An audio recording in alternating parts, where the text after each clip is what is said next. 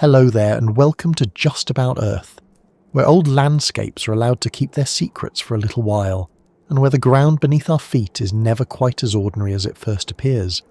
Tonight, we're going to look at some of the largest shapes on the planet and ask a very unusual question. What if a few of the formations we call mountains, towers, mesas, and isolated cliffs were once understood in an entirely different way? What if, long before the forests we know, before pines, oaks, redwoods, and even the earliest true trees, something else grew here? Something so large that after it died, weathered, mineralized, and broke apart, later people would no longer recognize it as life at all. It is a strange idea, perhaps too strange to accept quickly, and certainly too large to carry without both hands. Yet it begins with a simple experience. Sometimes we look at a natural shape and compare it to something familiar. A cloud resembles a face. A canyon wall looks like a ruined city. A rocky ridge resembles the spine of an animal resting beneath the soil. Usually we smile, take a photograph and move on. But every so often, the resemblance is so strong that it refuses to leave. A flat-topped stone tower looks like the sawn stump of a tree.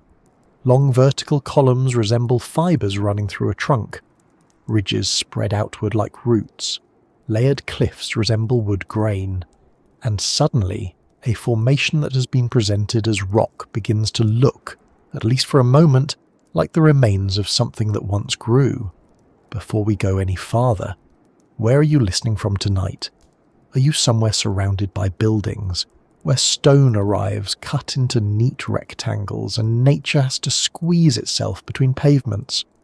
Or are there hills, cliffs, forests, or open fields nearby? Perhaps you can see a tree from your window. Perhaps the nearest mountain is hundreds of miles away. And what time is it where you are? There is something fitting about asking that while we prepare to move backward through ages so immense that clocks become almost useless. We're not going back hundreds of years, or even thousands.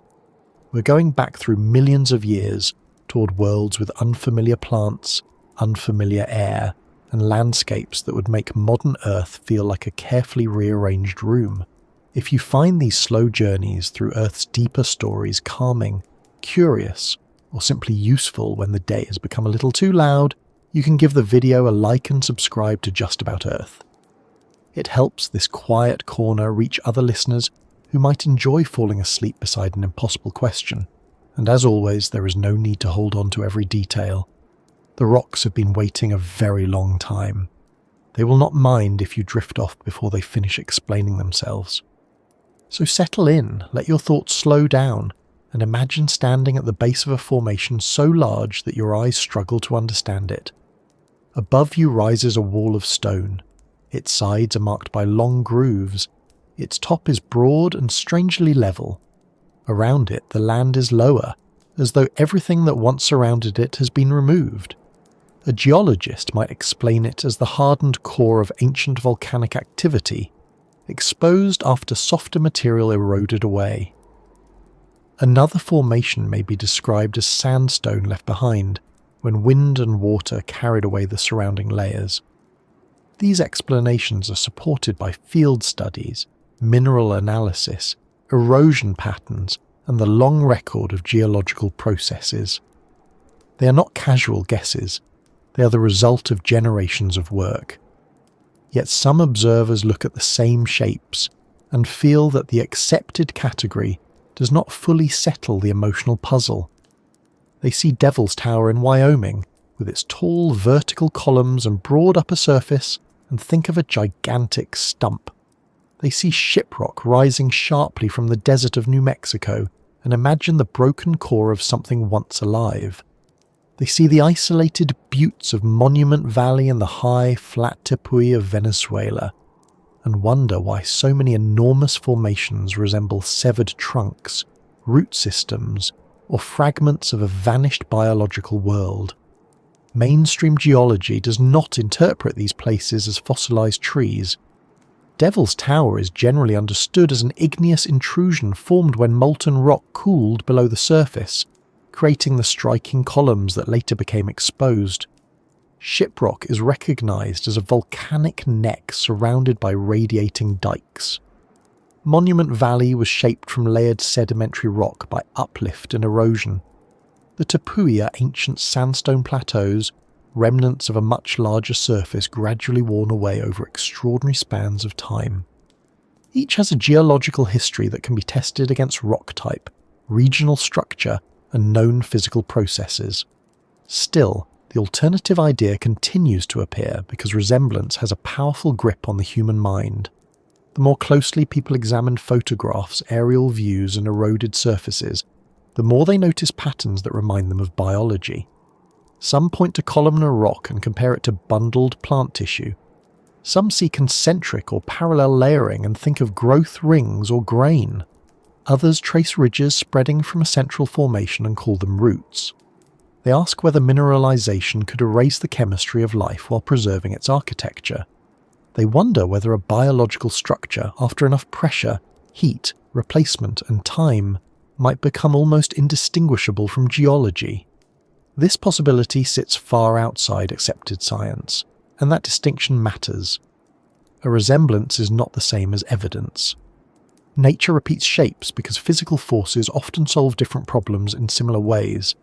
Cracks form in drying mud, cooling lava, frozen ground, and old paint. Branching appears in trees, rivers, lightning, blood vessels, and mineral deposits. Layers appear in wood, sandstone, ice, shells, and sediment at the bottom of lakes. A root-like pattern in stone may have nothing to do with roots. A flat top may be the result of erosion rather than cutting. A column may resemble a fibre because both developed under pressure along a preferred direction. But the idea becomes more interesting when placed beside a true fact about Earth's past. The planet has not always supported life of the same size, shape, or organisation we see today. There were times when the atmosphere contained different proportions of gases, when wetlands spread across enormous regions, when plants reproduced without flowers, when insects reached sizes that seem unreasonable by modern standards, and when forests were made of organisms that would look only partly familiar to us. During the Carboniferous period, vast swampy environments covered parts of the world. Giant relatives of club mosses, horsetails, and ferns rose above wet ground. Some reached heights of many tens of meters. Their trunks and tissues were not built exactly like those of modern trees. The atmosphere contained more oxygen than it does today, though the amount varied through time and remains a subject of careful reconstruction. Large arthropods lived in these ecosystems, including dragonfly-like insects with wingspans much greater than those of living species. Thick accumulations of dead plant matter were buried, compressed, and transformed over millions of years, contributing to many of the coal deposits used by humans much later. That world alone is remarkable enough. It proves that Earth once produced forests that were both familiar and alien. Yet the fringe theory takes another step. It asks whether the known Carboniferous giants were merely the largest organisms we've identified, rather than the largest organisms that ever existed. Perhaps, the theory suggests, some structures were too large to be placed in the category of fossils because they were classified as landscapes before anyone considered them biological. Perhaps the remains were not preserved as recognisable leaves, bark, or cells, but as mountains, mesas, towers, and plateaus. Perhaps we mistook the scale of the object, and therefore mistook the object itself. This is where the question becomes less about one rock formation, and more about how human beings sort the world. Science depends on categories. Rock belongs to geology. Ancient organisms belong to paleontology. Coal belongs partly to both. A fossilised trunk small enough to place in a museum is easy to classify. A structure several kilometres wide is not.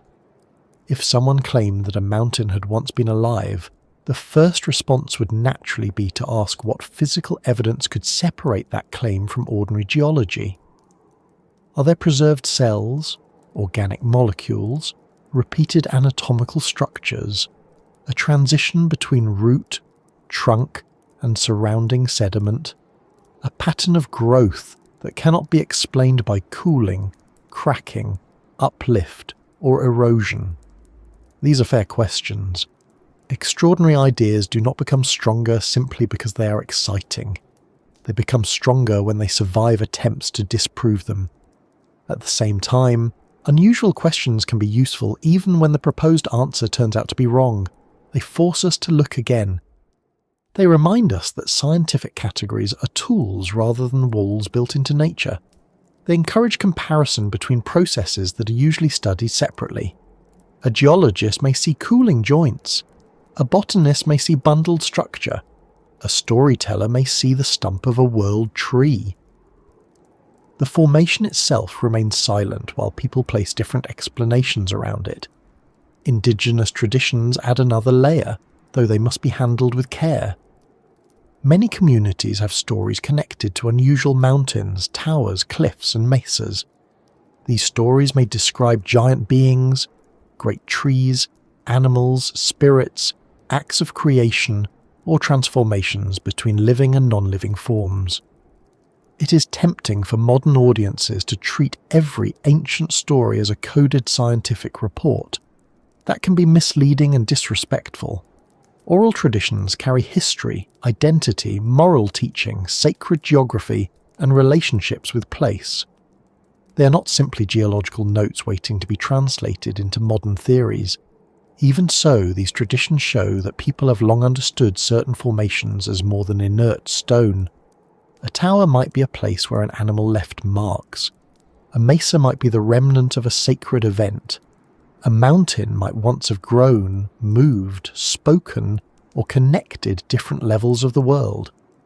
Whether these descriptions preserve distant observations, symbolic meanings, or both, they reveal something important. Human beings have been looking at these shapes for a very long time, and many did not experience them as ordinary pieces of scenery. The idea of colossal ancient organisms also draws strength from the fact that scale is difficult to imagine across geological time. We are accustomed to the limits of the present. The tallest trees alive today give us a sense of what a tree can be. The largest animals alive today give us a sense of what an animal can be. Yet the fossil record repeatedly shows that life experiments with forms that later disappear. There were marine reptiles longer than buses, land mammals built like moving fortresses, flightless birds taller than people, fungi that formed pillar-like structures before forests became familiar, and microbial communities that changed the atmosphere of the entire planet. Life has altered rock, air, oceans, and climate. Tiny organisms helped create limestone. Plants helped produce coal. Microbes built stromatolites that now appear as stone. Shells accumulated into cliffs. Forests changed erosion and soil. Once we accept that biology can shape geology, the boundary between living remains and landscape becomes less simple. A reef can become an island. A seabed full of shells can become a mountain after tectonic uplift. A buried forest can become a coal seam.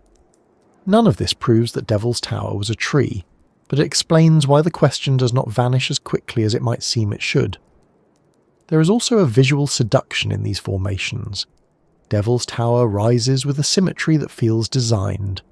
Shiprock stands alone like a broken central shaft. Monument Valley presents isolated towers and flat-topped masses against open desert, making each formation easy to separate from the land around it. The tepuis rise like enormous tables above forests, their sheer sides protecting ecosystems that evolved in partial isolation. Seen from the air, some formations appear to have radiating structures extending outward. Seen in close photographs, certain surfaces resemble grain, bark, or bundles of tissue. The eye wants to connect these details into one story. It is the same instinct that finds animals in constellations or faces on the moon. Usually science asks us to slow that instinct down. Measure first, compare carefully. Check the mineral content. Study the regional layers. Date the formation. Look for a process that produces the observed shape. But a calm investigation does not require us to mock the original impression. The resemblance can be acknowledged while the evidence is tested. Curiosity works better when it is neither gullible nor embarrassed. So this journey will move between two very different ways of seeing. On one side is the established geological account, built from volcanic processes, sedimentary layers, erosion, uplift, and deep time. On the other is the speculative idea that some formations may preserve the architecture of life at a scale modern science has not considered. We will look at the shapes that inspire the theory, the claims about wood-like layering and radial roots, the role of ancient stories, the evidence preserved in coal, and the unusual atmosphere of the Carboniferous world. We will also keep returning to the central problem. What evidence would a gigantic, ancient organism leave behind after hundreds of millions of years? If its tissues were replaced by minerals, what would remain? Would growth patterns survive? Would chemistry reveal anything? Could volcanic and sedimentary structures mimic anatomy so convincingly that even a trained observer might hesitate? And if life once reached a scale beyond anything alive today, why would we not find more obvious remains? There may be ordinary answers to all of these questions. In fact, geology already provides ordinary answers to most of the formations involved. Yet ordinary does not mean dull. A volcanic neck exposed after millions of years of erosion is astonishing. A sandstone plateau surviving while an entire region disappears around it is astonishing. Columns created by cooling magma are astonishing. Earth does not need giant trees to be strange. But the alternative theory asks us to pause before settling into the familiar explanation. Not because familiarity is suspicious, and not because experts are hiding a forbidden category, but because large ideas sometimes begin with an uncomfortable comparison. This looks like wood. That ridge looks like a root. This formation resembles a stump. The resemblance may fail under examination, or it may reveal a smaller truth about how geological and biological forms overlap. Either way, the question gives us a reason to look more closely at places we thought we already understood. And the first place to look is among the stone giants themselves. Before discussing lost forests, ancient oxygen, or the possibility of organisms larger than cities, we need to understand why certain formations produce this reaction so strongly. We need to stand, at least in imagination, beneath their walls, trace their columns upward, examine their flat tops, and see how erosion can leave behind shapes that seem almost deliberate. Because once a mountain begins to resemble a trunk, it becomes surprisingly difficult to make the resemblance disappear. There are places on Earth where the landscape stops behaving like background scenery and begins to look like an object. A mountain range usually feels connected to the land around it. One ridge rises into another, valleys cut between them, and the whole scene appears to belong to a larger system. But an isolated tower of rock is different. It stands apart. You can walk around it, see where it begins, and trace its outline against the sky. Instead of looking like part of the ground, it looks like something placed upon it.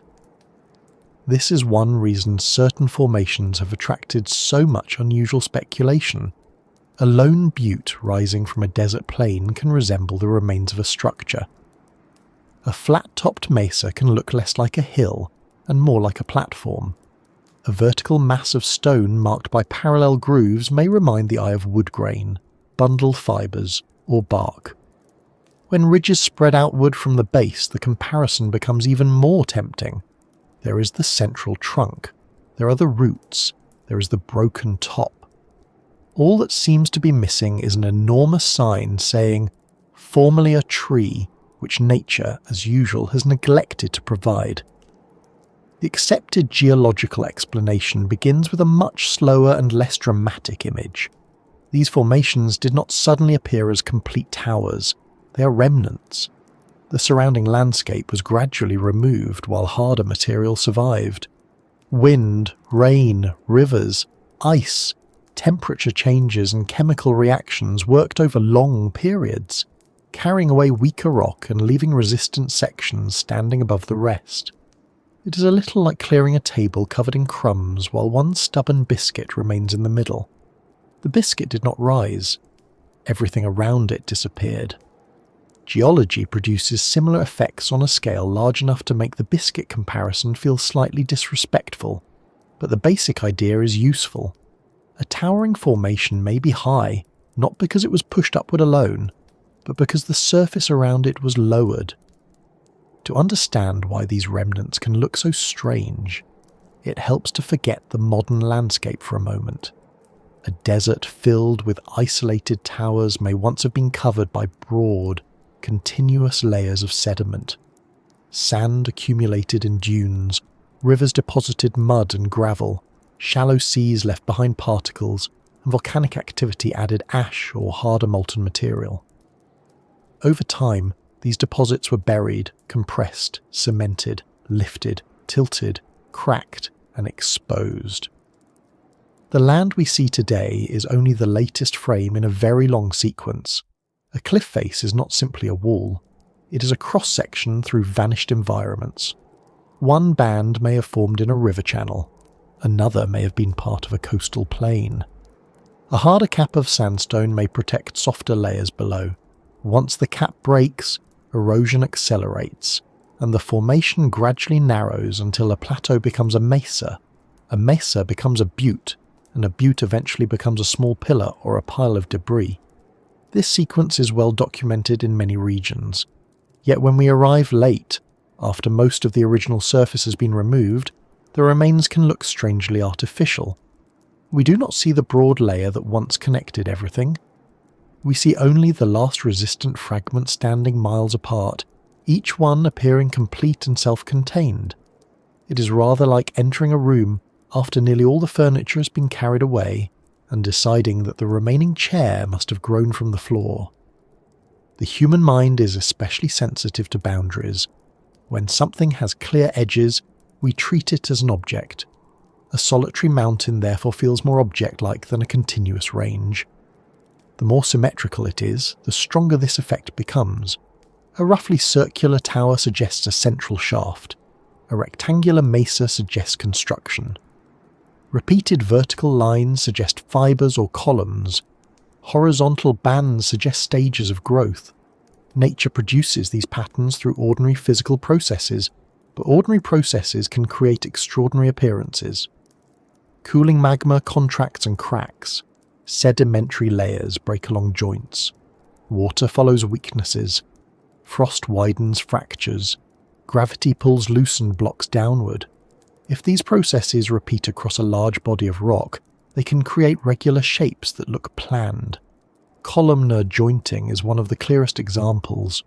When a thick body of lava or magma cools, it contracts.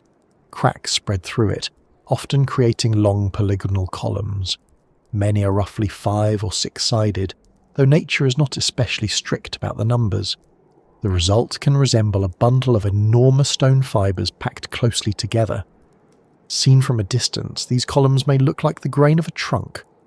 Viewed from above, their polygonal ends can resemble cells in plant tissue or the cracked surface of an old stump. This resemblance is one of the main visual foundations of the giant tree idea.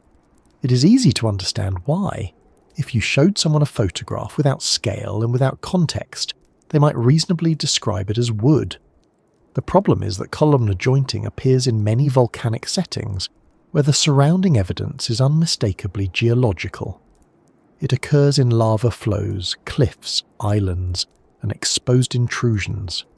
Similar columns appear at the Giant's Causeway in Northern Ireland, Fingal's Cave in Scotland, and basalt formations across the world. They can be studied from the top, side, and interior. Their mineral composition, cooling patterns, and relationship to nearby volcanic rocks all fit the process of contraction in cooling molten material. That does not make the resemblance disappear. It simply provides a tested explanation for it. Nature has arrived at a wood-like structure without using wood.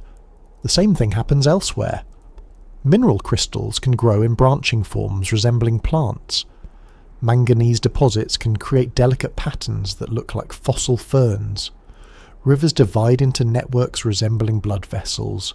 lightning creates branching scars.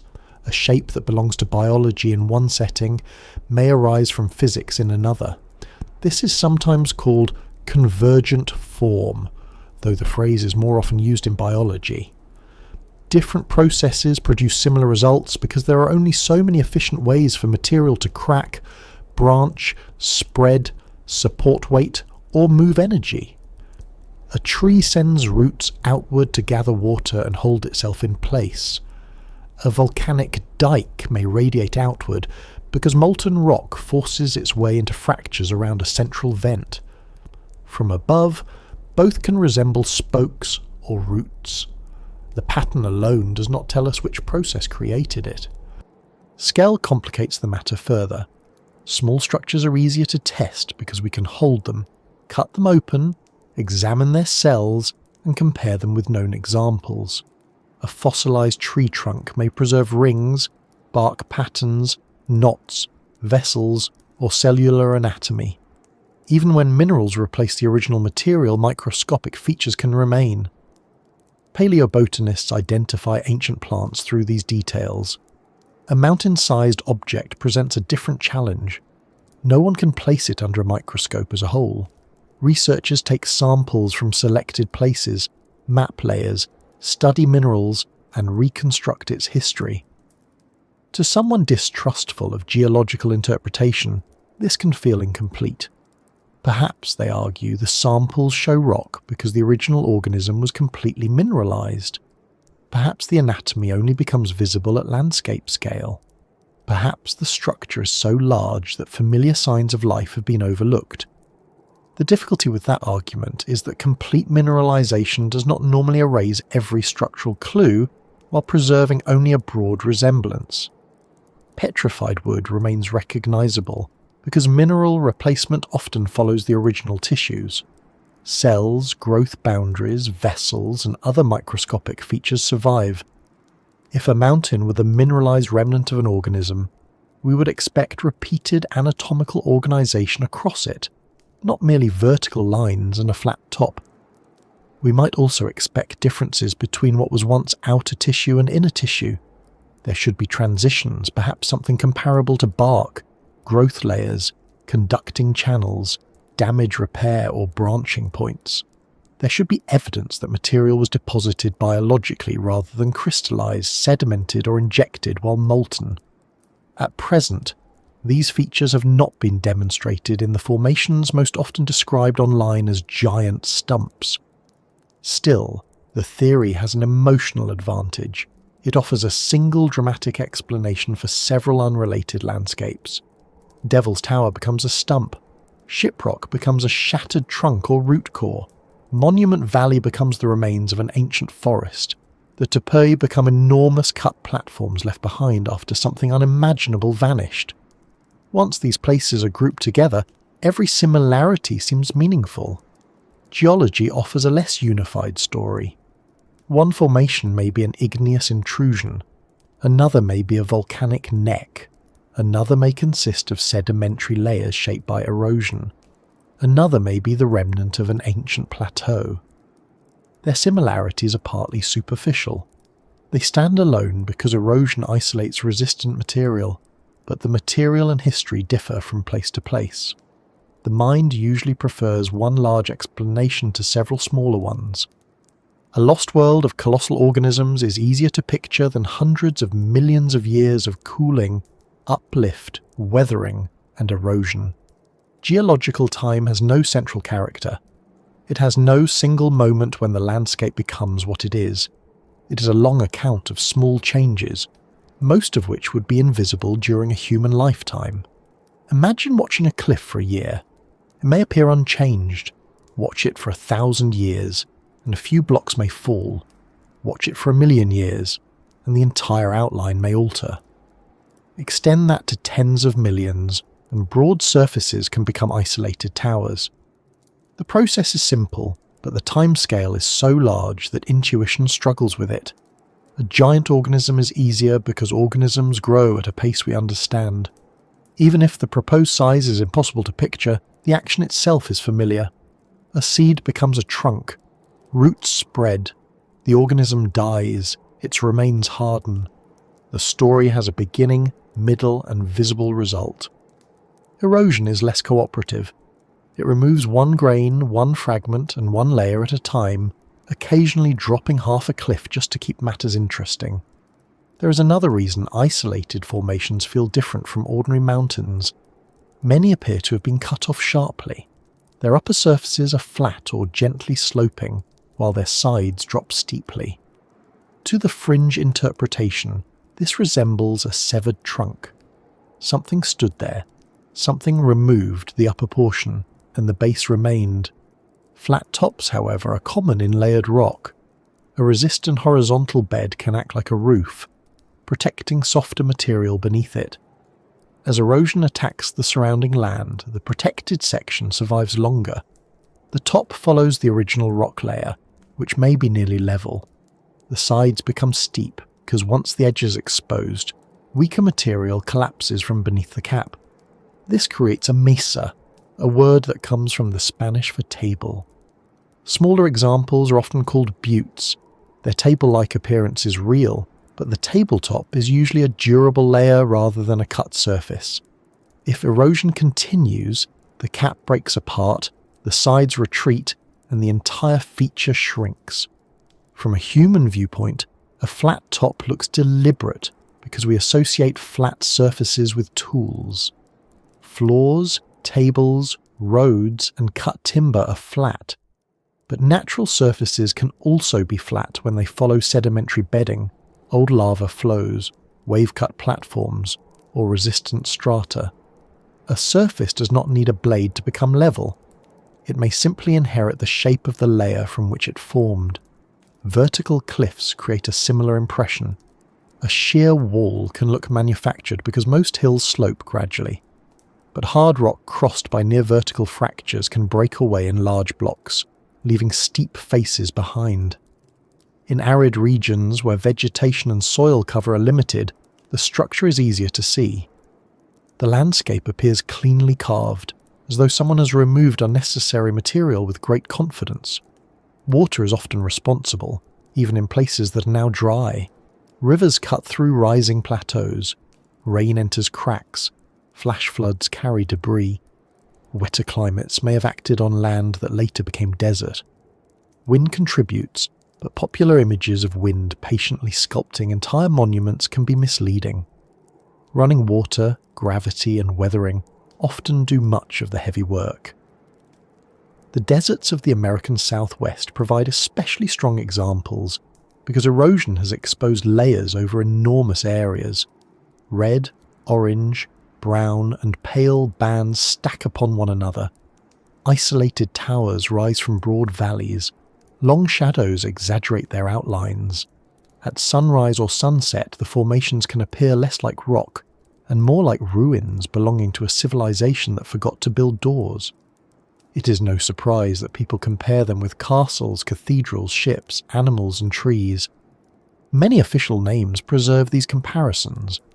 We label formations according to what they resemble, because geological descriptions are not always convenient in conversation. That resistant erosional remnant composed of layered sandstone is accurate, but the mitten is easier to point at from a car window. Names also shape perception. Once someone calls a formation a stump, the features begin arranging themselves around that idea. Vertical lines become grain. A broad top becomes a cut. Talus at the base becomes rotted material. Radiating ridges become roots. Nearby smaller formations become the remains of other trees. This does not mean the observer is dishonest. Pattern recognition works automatically. The brain builds complete objects from partial information. It searches for familiar forms because recognizing a face, animal, shelter, or danger quickly was more useful to our ancestors than calmly considering 18 alternative explanations. Pareidolia is the word often used for seeing meaningful patterns in ambiguous shapes. Faces in clouds are the classic example. Yet the term can sound dismissive, as though the person has imagined everything. In reality, the pattern is present. The cloud does have two dark spots and a curved line.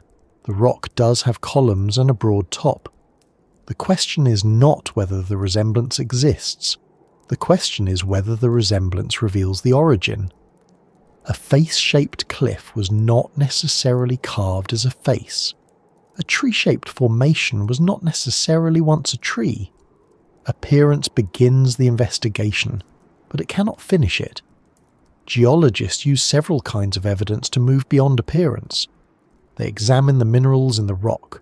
Igneous rocks contain crystals that formed as molten material cooled. Sedimentary rocks contain grains, layers, fossils, or chemical deposits laid down at the surface. Metamorphic rocks show changes caused by heat and pressure. These categories overlap in complicated ways, but they record processes. Researchers also study how the formation connects with surrounding rock. Does it cut across older layers? That may indicate molten material forced its way through. Does it sit within continuous sedimentary beds? Does the same layer appear in nearby cliffs? Are there volcanic dikes radiating from a central body? Are the fractures consistent with cooling or with tectonic stress? Age matters as well. Different minerals can sometimes be dated using radioactive decay. Fossils in surrounding layers help establish sequences.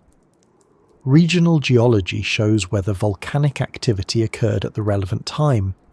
A theory must explain not only the shape of the isolated feature but its chemistry, structure, age and relationship to the landscape around it. The giant tree interpretation usually begins at the opposite end. It starts with visible similarity and then asks whether geological evidence might be reinterpreted as biology. Columns become fibres, mineral bands become growth layers, dikes become roots. Coal becomes the remains of a larger vanished ecosystem.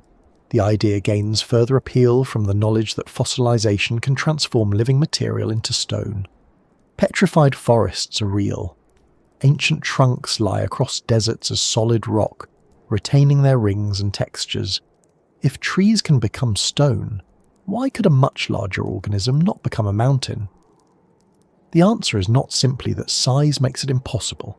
Science is cautious about declaring absolute biological limits, especially for organisms unlike anything living today. The stronger objection is that known petrified trees preserve evidence of being trees. Their shape is supported by anatomy. They occur in sediments consistent with burial. They may lie beside branches, roots, leaves, pollen, or other remains from the same ecosystem. A proposed mountain-sized trunk would need comparable support. We would expect more than an outline. There should be consistent structures across samples. There should be evidence of tissues or growth. Nearby formations should fit into a biological community, rather than each requiring a different explanation. Most importantly, the theory should make predictions that distinguish it from geology. For example, where should the outer tissue be? What pattern should appear in the centre? How would the supposed roots connect internally to the trunk? What minerals replaced the original material, and under what conditions? Where are the reproductive structures, smaller individuals, broken branches, seedlings, or intermediate sizes? A forest does not usually preserve only its largest stumps while carefully removing every other clue. Supporters may answer that almost everything was destroyed, buried, or reclassified. Yet a theory that explains missing evidence by assuming it has all vanished becomes difficult to test. It can absorb any result. If plant anatomy is found, that supports the claim. If it is not found, mineralization erased it. If the rock is volcanic, perhaps the organism was silicon-based or transformed by heat. If the shape differs from a tree, perhaps ancient life followed unknown rules. This flexibility makes the story hard to disprove, but it also makes it scientifically weak. A useful explanation must risk being wrong. It should tell us what we ought to find, and what finding would force us to abandon the idea. Even so, there is value in understanding why the theory persists. It expresses a deeper suspicion that modern landscapes may contain traces of worlds too strange for current categories. That suspicion is not entirely unreasonable. Science has repeatedly discovered that features once considered purely geological were influenced by life. Banded iron formations record changes in ancient oceans and atmospheres linked to microbial activity. Chalk cliffs are made largely from the remains of microscopic marine organisms. Limestone can be built from shells, corals, and other biological material. Coal seams preserve buried vegetation. Soil itself is a partnership between mineral particles, organisms, air, water, and decay. Life and geology are not separate stories. They have shaped each other for billions of years. Mountains alter climate, plants alter erosion, microbes change minerals, forests affect rivers, burial turns organisms into rock, while uplift brings their remains back to the surface. The mistake would be assuming that because life can create geological deposits, every biological-looking formation must be biological. The opposite mistake would be assuming that large rock structures can never have biological origins. The evidence has to decide in each case. This leaves us in an interesting position. The stone giants are almost certainly not what the fringe theory claims, at least according to the physical evidence presently available. Yet their resemblance to trunks, roots, walls, and platforms is not meaningless. It reveals how erosion exposes form, how natural processes repeat patterns, and how scale changes interpretation. A small polygonal column is a cooling crack. Thousands packed together become something that resembles tissue. A narrow dike is a sheet of hardened magma. Several radiating across a desert resemble roots. A resistant sedimentary cap is simply a layer, until the land around it disappears and it becomes the flat top of an apparent stump. The landscape is not trying to imitate life. Life and landscape are both shaped by the same physical world. They respond to gravity, pressure, fracture, flow, growth, and decay. Sometimes they arrive at similar designs. To see how persuasive that resemblance can become, we need to leave the general landscape behind and approach the formations most often placed at the centre of the claim. One rises in Wyoming as a massive groove tower, with a strangely broad summit. Another stands in New Mexico with dark ridges spreading through the desert around it. Devil's Tower and Shiprock are explained by different volcanic histories, but when viewed through the giant tree idea, they begin to look like parts of the same lost organism, and that is where the comparison becomes much harder to ignore. There is something unsettling about a landscape that looks familiar for the wrong reason. A mountain is supposed to look like a mountain. It may be jagged, rounded, snow-covered, forested, or worn down into a low ridge, but it usually belongs to the ground around it. Devil's Tower does not quite behave that way. It rises from northeastern Wyoming as a single massive body, its sides divided into long vertical columns, its upper surface broad enough to catch the light like the cut end of something unfinished. From a distance, it can look less like a mountain and more like the lower portion of an object whose missing upper half once continued far into the sky. That impression becomes even stronger in certain photographs. The surrounding trees provide scale, but they also create a comparison. Their narrow trunks point upward beneath a formation that seems built from the same basic idea, only enlarged beyond reason. The columns resemble fibres packed together. The broken pieces at the base resemble splintered sections that have fallen away. The top appears almost level when viewed from some angles, and the entire structure narrows slightly as it rises. If you were shown the image without being told its size, location, or composition, you might describe it as a weathered stump. This is where the giant tree theory usually begins. It does not begin with a microscope, a chemical analysis, or a sample containing ancient plant cells. It begins with the eye. Someone sees the formation and says, "That looks like wood." Someone else notices the vertical grooves and says, "Those look like grain." A third person looks at the broken rock surrounding the base and imagines bark falling from an old trunk. Before long, Devil's Tower is no longer an unusual geological formation. It becomes the most visible stump in a vanished forest. The resemblance is real enough to discuss. The conclusion is another matter. Devil's Tower is made of a rare igneous rock called phonolite porphyry. Geologists agree that it began as magma below the surface roughly 50 million years ago, though they still debate the exact shape and setting of the original intrusion. It may have been a small underground stock, part of a laccolith, or connected with a volcanic system whose upper evidence later disappeared. What is not seriously disputed is that molten material cooled beneath older sedimentary layers and was eventually exposed as erosion removed the softer rock around it.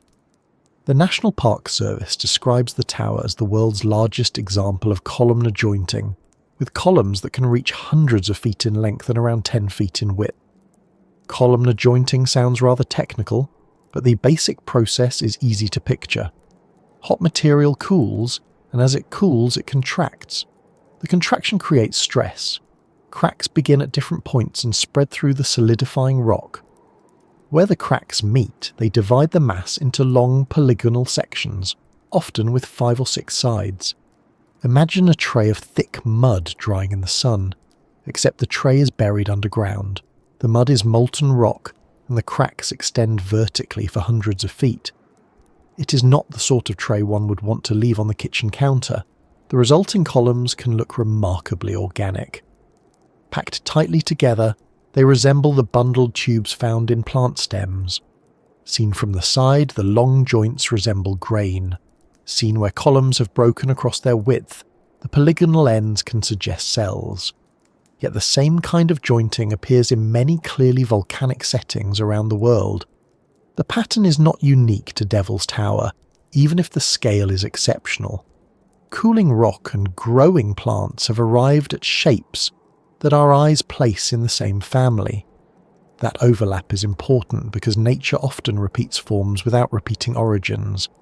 Honeycombs, soap bubbles, cracked mud, and cooling lava can all produce polygonal patterns. Rivers, roots, blood vessels, and lightning all branch. Shells, storms, and galaxies can spiral. A familiar shape may reveal a shared physical constraint rather than a shared ancestry. Hexagonal or near hexagonal columns form because cracking material tends to divide space efficiently, not because the magma remembers being a tree. Still, supporters of the giant tree idea often ask why the tower has such a broad upper surface. If it is merely an intrusion, why does it look cut off? The answer is partly perspective and partly erosion. The summit is not a smooth-sawed platform. It is slightly domed, rocky and uneven, with grasses, cactus, sagebrush and small animals living on it. The tower's visible form is the surviving interior of a larger geological setting, not a complete object preserved exactly as it formed. Sedimentary rock once covered and surrounded it. Water, frost, gravity and time gradually removed that material, while the harder igneous body resisted erosion more effectively. The broken blocks around its base also tell a geological story. Water enters the joints. In cold weather it freezes and expands, placing pressure on the rock. Small pieces loosen, and over longer periods larger sections can separate. The field of fallen columns around the tower is not unlike the debris beneath any steep cliff, though its long angular blocks make the scene especially dramatic. The resemblance to shattered wood is strongest because the fractures already divide the rock into trunk-like pieces. Here the fringe interpretation becomes clever. Every feature produced by columnar jointing and erosion can be translated into botanical language. The joints become fibres, the boulder field becomes splinters, the upper surface becomes a cut, weathered outer columns become bark, the surrounding hill becomes buried roots.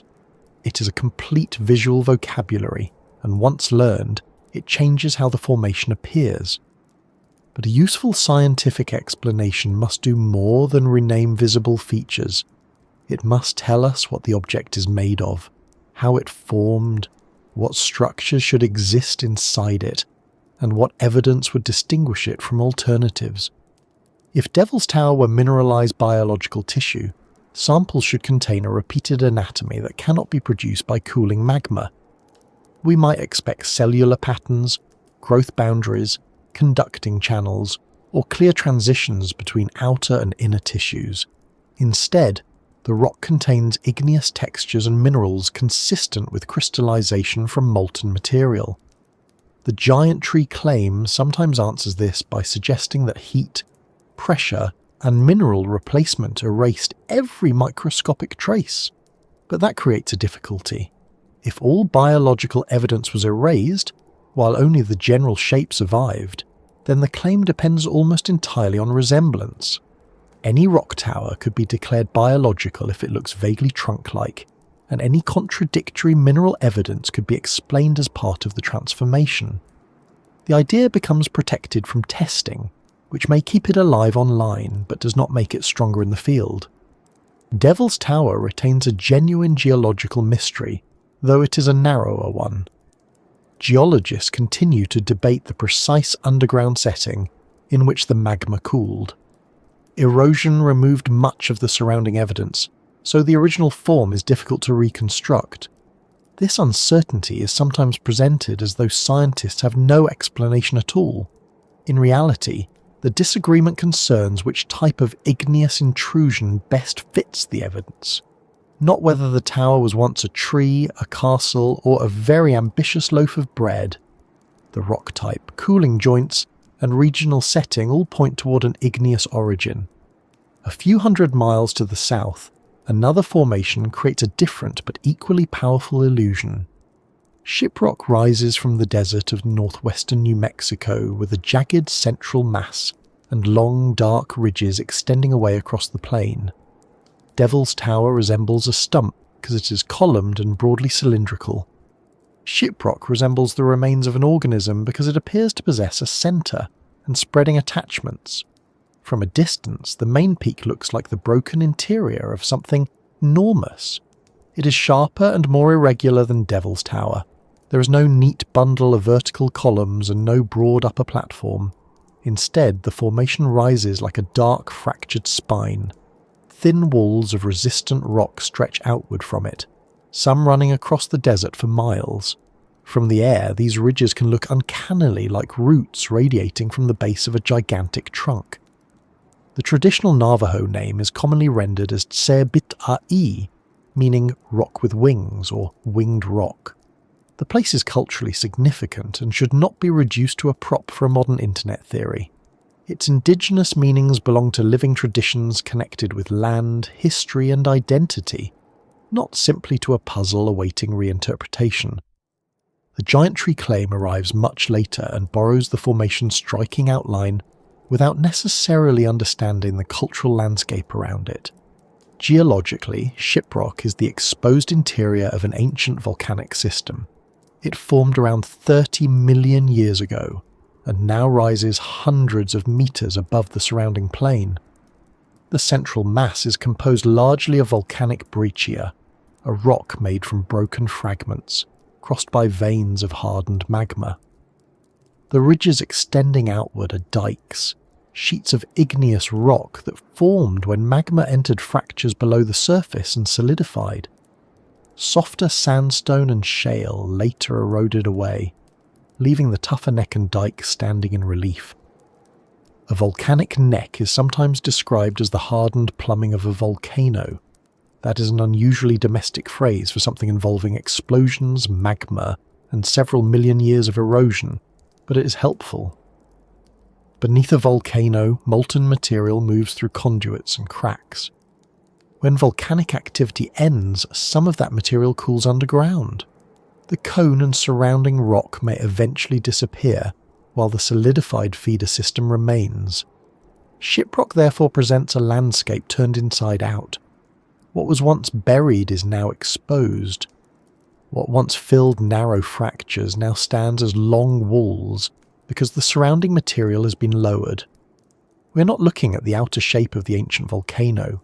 We are looking at part of its internal system after erosion has removed the covering. This explains why the dikes radiate from the centre. Magma moved outward through fractures around the main vent. A detailed United States Geological Survey study mapped a radial group of dikes and examined how the magma widened, joined, and altered those fractures as it moved. These are not surface ridges that merely happen to point toward Shiprock. Their contacts with the surrounding rock, their composition, and their internal structures record the passage and cooling of magma. Yet visually, they behave exactly as the giant tree theory would like roots to behave. They begin near the central mass and extend away through the ground. They are narrower than the core, they can appear to branch or vanish beneath sediment. In low light, their long shadows make them look even more like buried structures emerging from the desert. The temptation is to say that geology has merely relabeled roots as dikes, but the two would leave very different evidence. A root is a growing organ. It develops tissues, changes diameter, branches according to biological patterns, responds to soil, and connects anatomically with the central organism. A dike is a fracture filled by molten rock. It cuts across older layers, may contain chilled margins where magma cooled against the surrounding stone and follows the stresses that open the crack. The outward resemblance does not continue into the material. There is also a scale problem, though perhaps not the one people first imagine. Giant tree supporters sometimes point to enormous modern organisms and say that life has no fixed upper limit. Redwoods reach astonishing heights. Fungal networks can spread through large areas. Coral reefs can create structures visible from space. These examples show that life can become immense, but they do so in very different ways. A fungal colony spreads as a network of fine threads. A reef grows through generations of small organisms. A redwood supports its height through specialized tissues, water transport, and a shape constrained by gravity and wind. A trunk comparable to Devil's Tower would require an internal transport system, structural support, growth strategy, and energy supply far beyond those of known plants. A root system comparable to Shiprock's dikes would need to penetrate rock over great distances while maintaining living tissues. None of this is logically impossible merely because it sounds difficult. Ancient life often surprises us. But a proposed organism of such size would demand a great deal of supporting evidence, not less. The atmosphere is often brought into the discussion. During parts of the Carboniferous period, oxygen levels were higher than today, and some arthropods reached sizes larger than their modern relatives. This is sometimes used as a general permission slip for colossal life. More oxygen, the argument suggests, allowed everything to become enormous. But oxygen does not remove all biological limits. Insects are strongly affected because many breathe through a system of tubes that relies partly on diffusion. Plants face different limits involving water transport, tissue strength, nutrient supply, reproduction, and exposure to wind. A higher oxygen atmosphere alone would not turn a tree into a mountain. There is another chronological difficulty. Devil's Tower formed around 50 million years ago, while Shiprock formed around 30 million years ago. The Carboniferous period ended hundreds of millions of years earlier. If both formations were remnants of the same lost world of giant vegetation, their accepted geological ages would have to be wrong by enormous amounts, and wrong in coordinated ways across different minerals, rock relationships, and regional histories. One cannot simply place every unusual formation into the Carboniferous, because that period had large plants and convenient amounts of coal. Supporters sometimes respond that radiometric dating measures the age of mineral transformation rather than the original organism. In some contexts, dating can indeed record heating, crystallization, or alteration rather than the earliest history of a material. Geologists are well aware of this and choose methods accordingly, but at Devil's Tower and Shiprock, the dates fit broader episodes of igneous activity and the relationships between intrusions and surrounding rocks. To reinterpret the formations as much older organisms, one would need a specific process explaining why their entire mineral record now behaves like younger magma. This is the point where the difference between possibility and probability becomes useful. It is possible to imagine a biological structure being buried, heated, chemically replaced, and later exposed. We know that fossilization and metamorphism can dramatically alter living material, but the more change is required to remove every direct biological sign, While creating every expected igneous feature, the less necessary the biological starting point becomes. If molten rock fully invaded or replaced the object, produced igneous crystals, formed cooling joints, created dikes, and matched regional volcanic activity, then geology already explains the result without needing an original tree. That does not make the visual question foolish. Devil's Tower and Shiprock really do resemble biological structures in different ways. One suggests a trunk through its vertical organisation, the other suggests roots through its radial geometry. Together they create a more persuasive image than either would alone.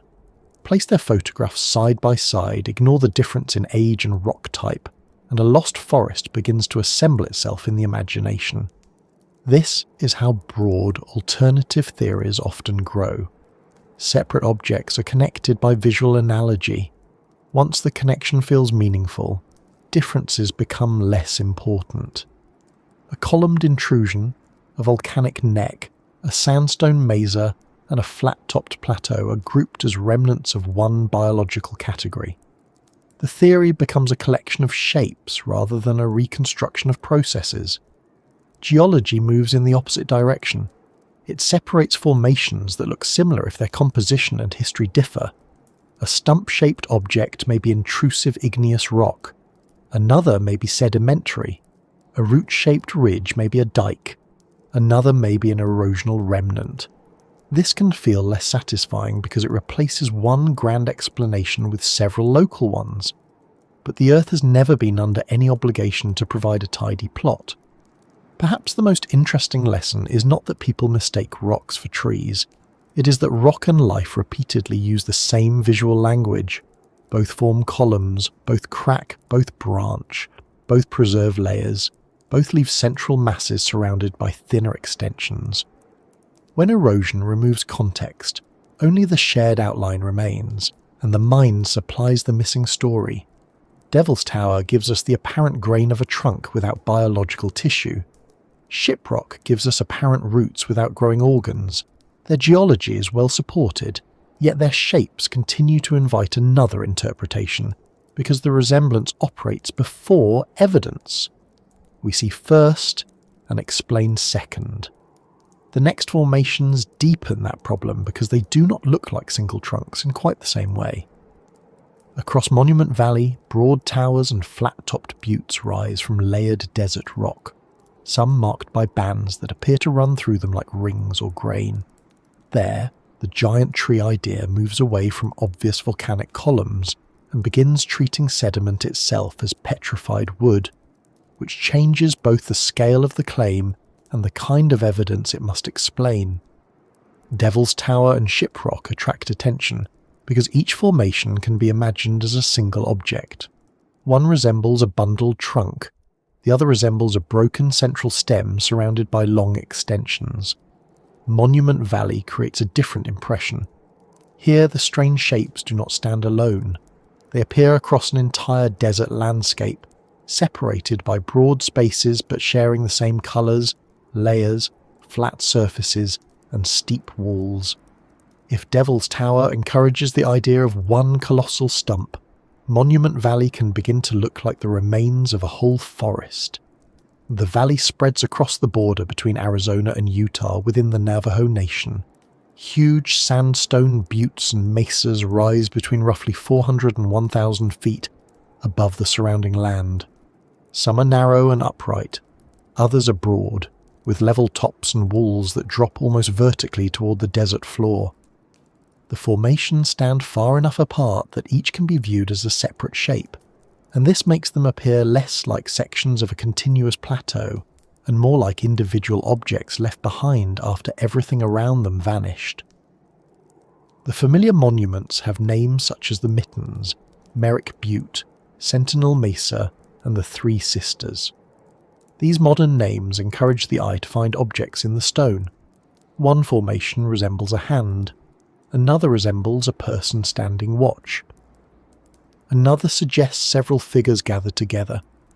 Long before cameras and road trips arrived, however, this was and remains a Navajo cultural landscape, rather than an empty outdoor gallery. The towers are part of a homeland with living traditions and meanings that cannot be reduced to unusual shapes or internet speculation. Seen from a distance, the formations look almost too clearly defined. Their upper layers form broad horizontal bands, their lower slopes often spread outward in reddish fans. The sides contain long vertical cracks, ledges, and colour changes. At sunrise or late afternoon, shadows deepen these divisions until a single butte can resemble a section of wood, magnified to impossible proportions. The horizontal layers suggest rings. The vertical fractures suggest grain. The broad upper platform resembles the exposed surface of a trunk that has broken or been cut. This is where the giant tree idea moves beyond the relatively simple comparison made at Devil's Tower. Devil's Tower looks like wood because its volcanic columns are long and closely packed. Monument Valley looks like wood because its sedimentary layers seem to record stages of growth.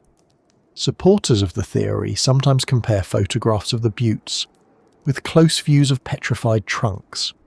Both contain red, brown, pale and dark bands. Both can fracture along straight lines. Both may have rough outer surfaces and harder inner sections. Remove the scale bar and for a moment the similarity can be persuasive. Real petrified wood is common elsewhere on the Colorado Plateau. At Petrified Forest National Park in Arizona, ancient logs were buried in river sediment more than 200 million years ago. Groundwater carrying dissolved minerals moved through their tissues. Silica crystallized inside the cells and gradually replaced organic material as it decayed. The resulting logs are now made largely of quartz, yet many retain their original form and internal wood structure. They can even break across the trunk in clean sections, making them appear as though someone arrived with a large and very determined saw. This nearby example gives the alternative theory a useful starting point. Trees really can become stone. Mineral replacement really can preserve colour, texture, and internal structure. Petrified logs really can lie scattered across a desert where no comparable forest grows today. If a person visits the region, sees unquestionable stone trees in one place, and then sees immense layered towers in another, the comparison does not require much encouragement. Yet the comparison also reveals the weakness in the claim. Petrified wood is not identified only because it has the shape of a log. It preserves biological organisation. Minerals fill pores and replace tissues, while sometimes retaining details at the microscopic or cellular level.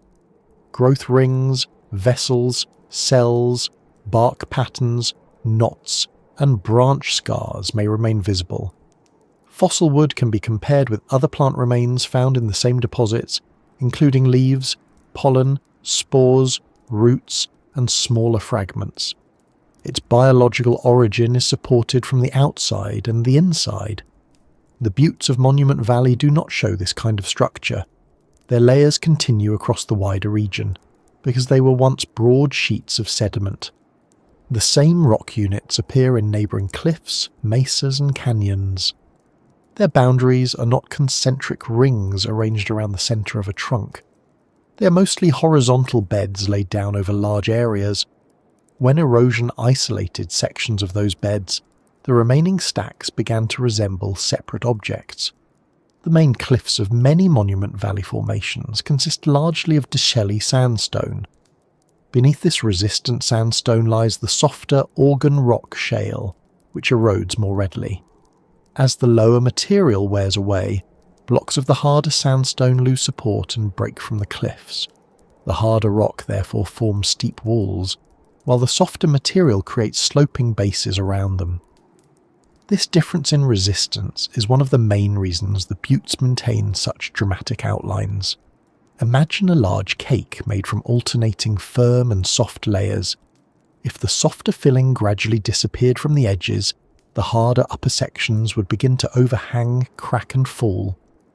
The comparison should not be pushed too far, especially if you're now thinking about cake rather than geology, but it explains why a formation can develop vertical cliffs above gentler slopes. Different materials respond differently to the same weather. The Decelli sandstone began as sand deposited during the Permian period, long before Monument Valley existed in its modern form.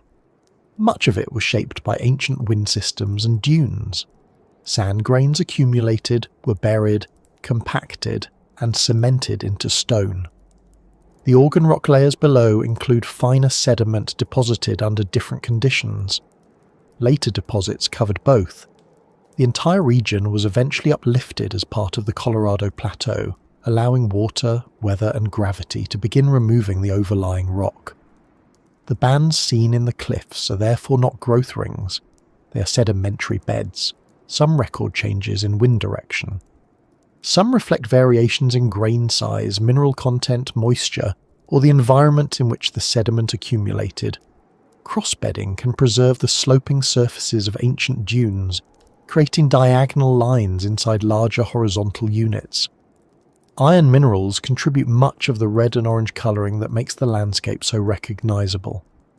To someone viewing the formation from far away, the distinction between growth layers and sedimentary layers may seem rather small. Both are repeated bands, both record change through time, both can vary in colour and thickness, but they form in completely different ways. A tree adds tissue through biological growth. Its internal patterns are organised around transport, support, storage, and seasonal change. Sedimentary rock accumulates as particles arrive through wind, water, gravity, or chemical processes. One grows from within and around living tissue. The other builds through deposition across a surface. A cross-section through each may show layers, but the geometry and microscopic evidence separate them. The most important difference is continuity. A growth ring belongs to one organism. It bends around the centre of the trunk and remains contained within that tree. A sedimentary bed may extend for miles. It can pass through several buttes, disappear beneath the valley floor, and reappear in another cliff. The isolated monuments may look like separate trunks today, but many of their layers were once connected as parts of a much broader landscape. This is difficult to see, because erosion has removed the connections. We look across open desert from one formation to another and naturally treat the empty space as original. It seems as though the towers grew individually from the plain. In reality, the plain is partly the result of material being carried away. The missing rock is the key part of the story. Take one broad plateau and begin cutting into it with streams, cracks widen. Valleys deepen. Sections become separated from the main mass. A large isolated section is left as a mesa. Continued erosion reduces the mesa into a smaller butte. The butte narrows into a pinnacle, and the pinnacle eventually collapses. What appears to be a collection of separate structures is actually a sequence of remnants at different stages of removal.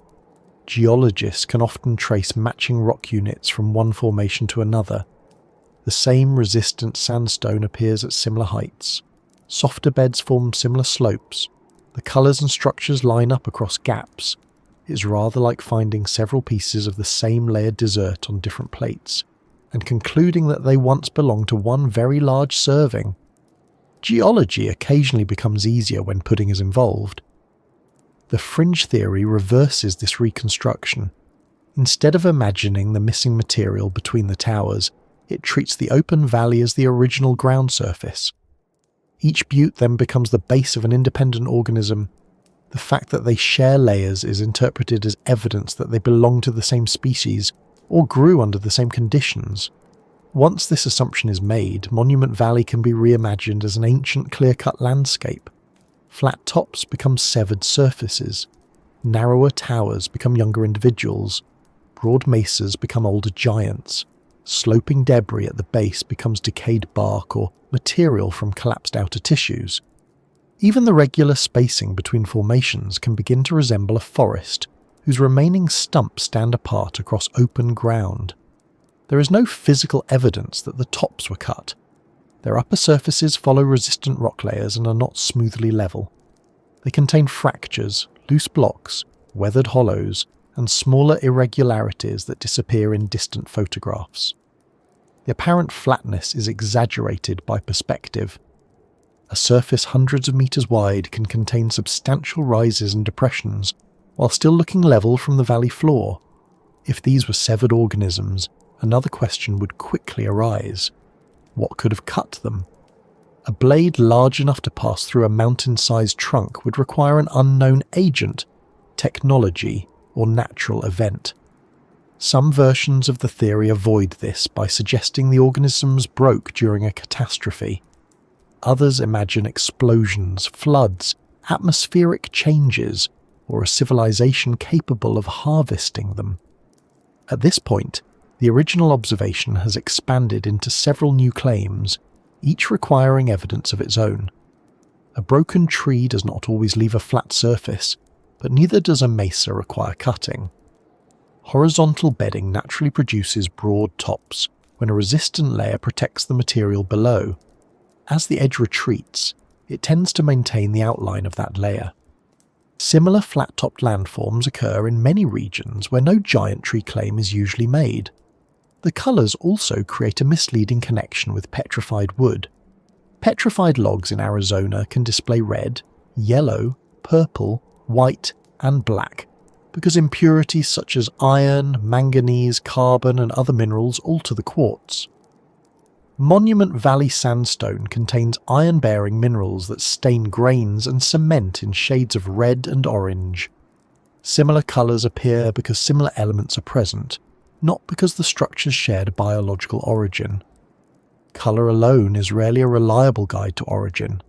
Iron can redden a tree fossil, a sandstone cliff, soil, or a rusting garden tool. The iron is quite flexible about where it performs. It does not insist that everything orange was once part of the same organism. Close photographs of the valley walls sometimes show thin lines that resemble wood grain. These may be bedding surfaces, mineral stains, fractures, or erosion patterns.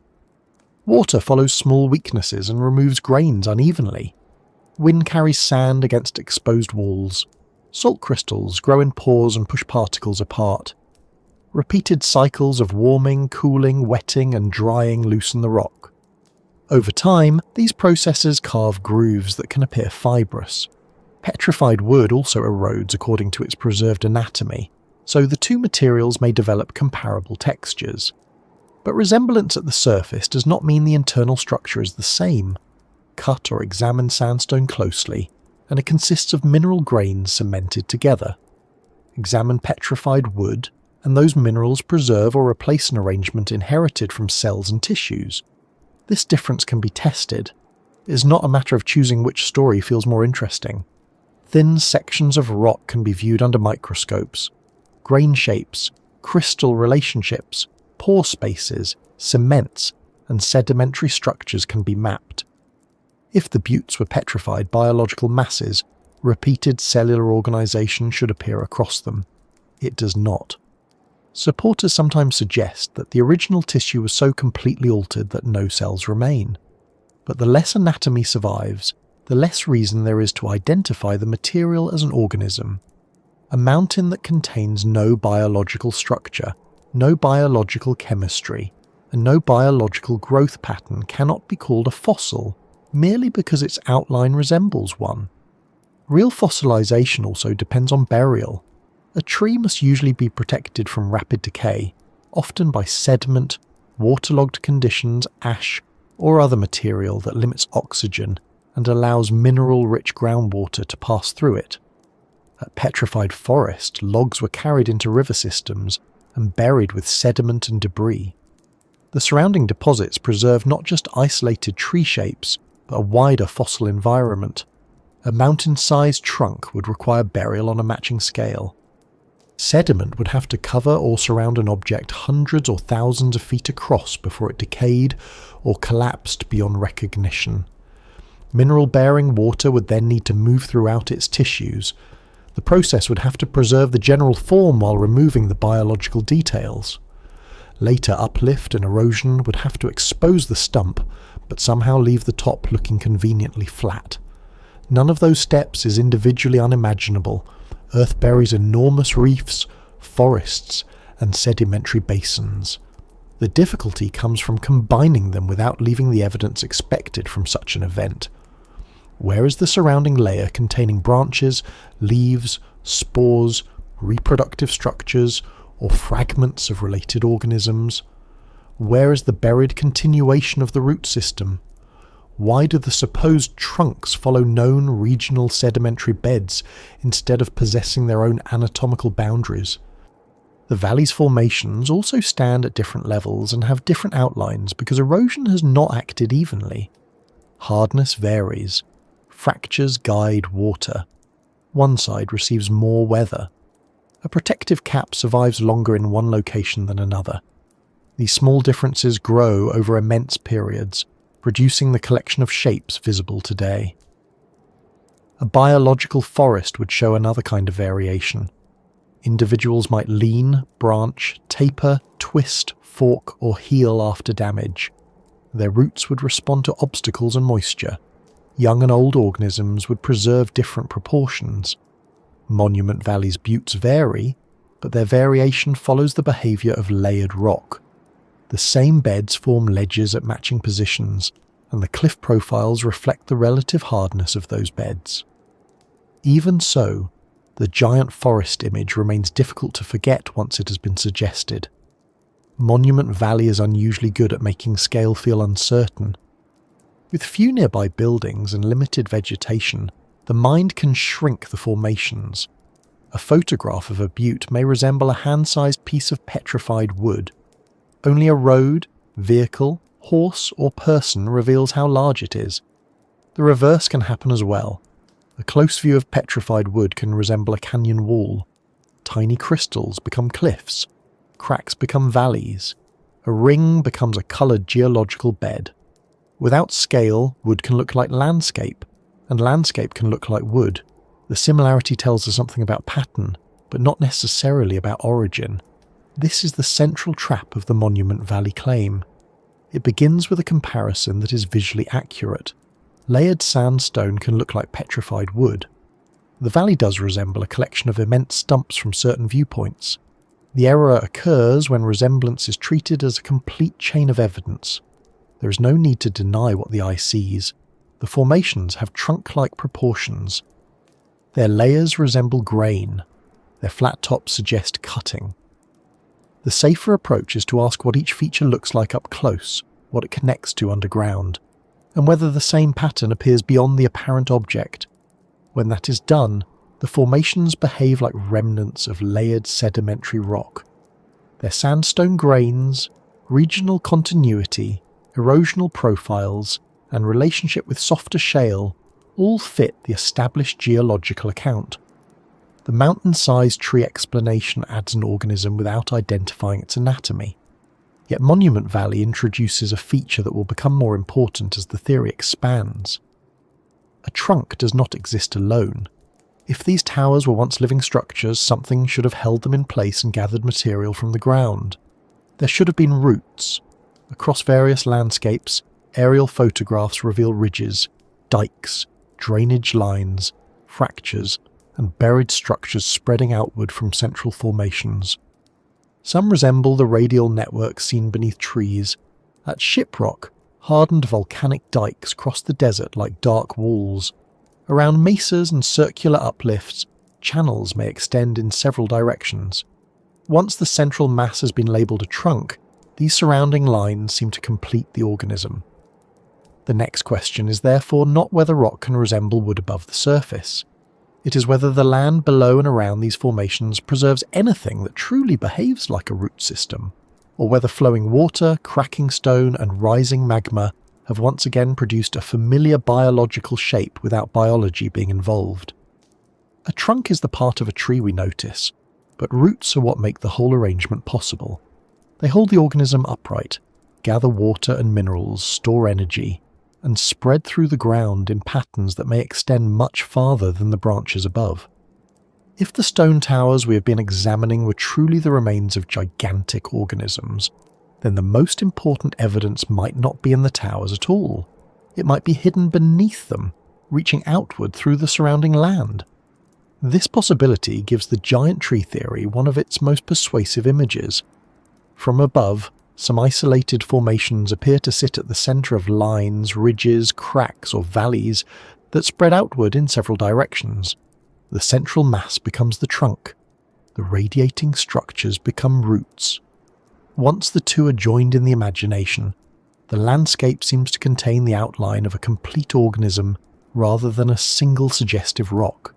Shiprock provides the clearest example. Its dark central peak rises from the New Mexico desert, while several narrow walls of rock extend away from it across the plain. Some can be followed for miles. From the air they resemble the roots of a tree whose soil has been carefully removed. They are thinner than the central formation, they point back toward it, and they disappear gradually into the wider landscape. If one wanted to design a convincing picture of a stone stump with roots, it would be difficult to improve upon what is already there. Geologists identify these walls as dikes. A dike forms when molten rock enters a fracture, cools, and becomes solid. If the new igneous rock is harder than the material around it, later erosion removes the softer layers and leaves the dike standing above the surface. At Shiprock, several dikes form a radial pattern around the volcanic neck.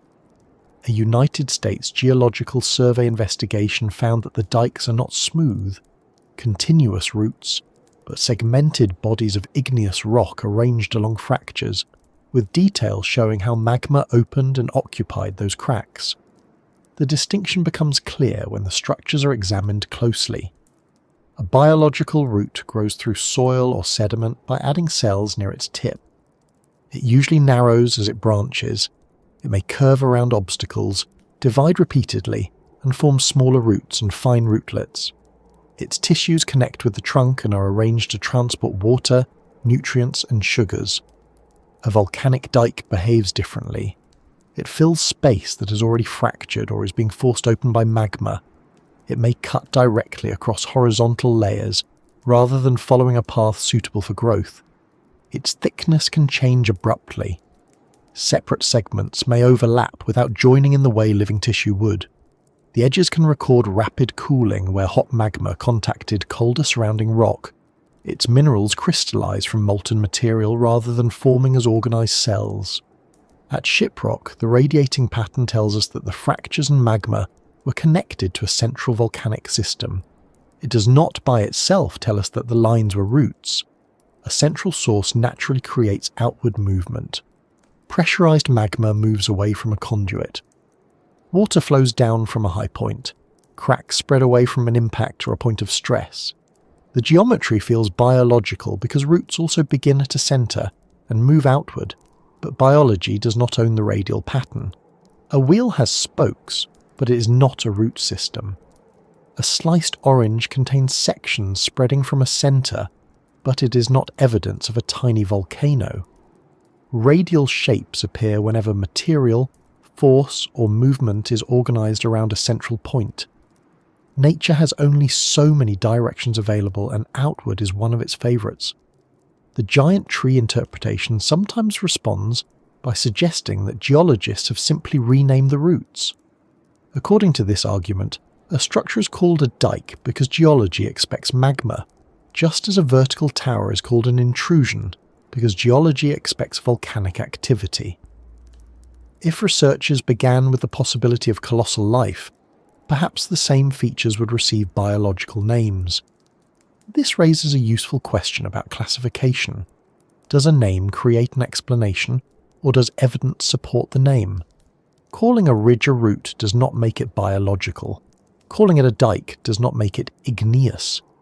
The decision depends on what the material contains and how it relates to the surrounding rock. If the ridge consists of crystalline igneous material, cuts across older sedimentary beds, and contains margins formed by cooling against those beds, the dike explanation accounts for more than its outline. It explains composition, structure, position, and regional context. For the root interpretation to compete, it would need to explain those same observations. It would need to show how living tissue came to contain the minerals and textures of cooled magma, why it crossed rock layers like an intrusion, and why its internal structure lacks the anatomy of a root.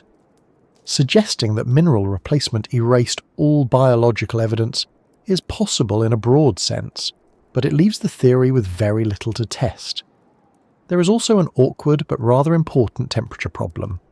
Magma is not merely warm, mineral-rich water passing gently through old tissue. It is hot enough to melt or transform surrounding materials. If a root system were completely invaded by magma, the magma could preserve the general root of an empty space or weakness, but the resulting rock would mainly record the igneous event. The claim would then shift from "this is a fossil root" to "magma may have followed a space where a root once existed." That is a much narrower possibility and would still require independent evidence that the original space was biological. The idea is not entirely absurd in small settings. Lava can flow around trees, leaving tree molds or hollow casts after the wood burns away. Sediment can fill decayed roots, preserving their shape. Minerals can occupy cavities once held by organisms.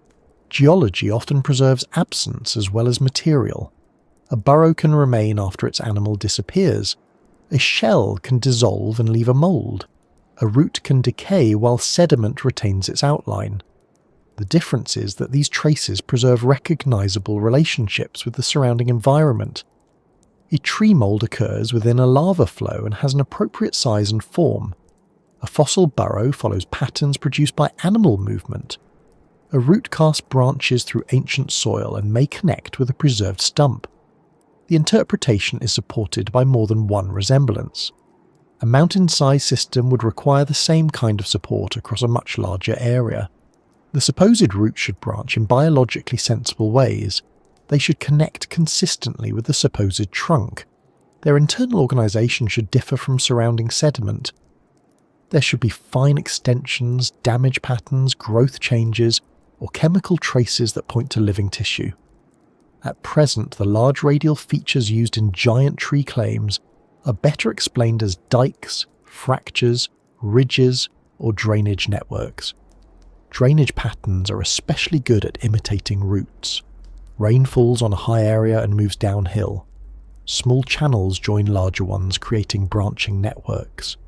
Seen from above, the result can look almost exactly like a root system or the veins of a leaf.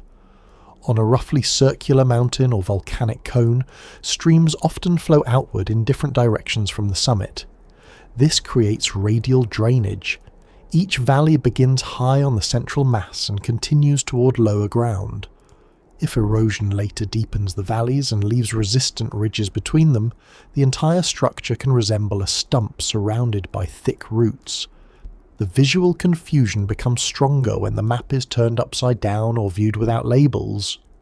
A drainage valley may look like a solid branch. A ridge may look like a channel. Shadows can reverse the apparent depth of a feature, making depressions appear raised and raised areas appear hollow.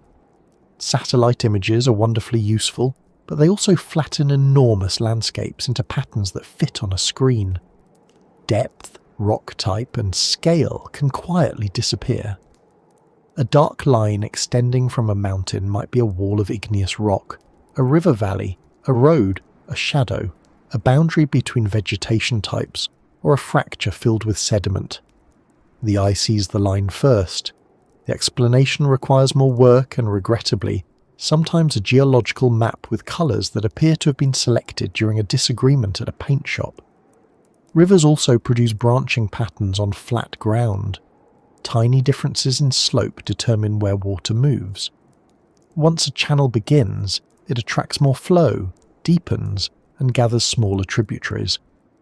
This creates dendritic drainage, named because it resembles the branches of a tree. The word itself comes from the Greek term for tree. The resemblance is so strong that geology openly uses biological language to describe it. This does not mean geologists believe rivers are branches. It means the same branching geometry appears in both systems. Water gathering into a river network and nutrients moving through a tree both benefit from efficient connections between many small pathways and a larger central root. The giant tree theory sometimes treats this shared language as an accidental confession. If a pattern is called dendritic, perhaps it really is a tree. If volcanic conduits are described as the roots or plumbing of a volcano, perhaps they were once biological roots. Yet scientific metaphors are not hidden admissions. A computer has memory, but it does not recall an embarrassing school photograph with sudden emotional detail. A river has a mouth, but it has never requested breakfast. Words are borrowed because they make unfamiliar structures easier to picture. Fractures can also spread radially. When pressure builds beneath the surface, rock may crack away from the central point. Magma entering those cracks can preserve them as dikes. Impact events can produce radial and circular fractures. Salt rising slowly through overlying sediment may deform layers around a central dome. Uplift can stretch rock and create joint patterns that later guide erosion. In each case, the radial shape records stress. Rock is strong under some conditions and surprisingly cooperative under others. Given enough pressure and time, it fractures along paths that distribute force. Those paths can look organised because the force itself was organised around a centre. Roots do something related.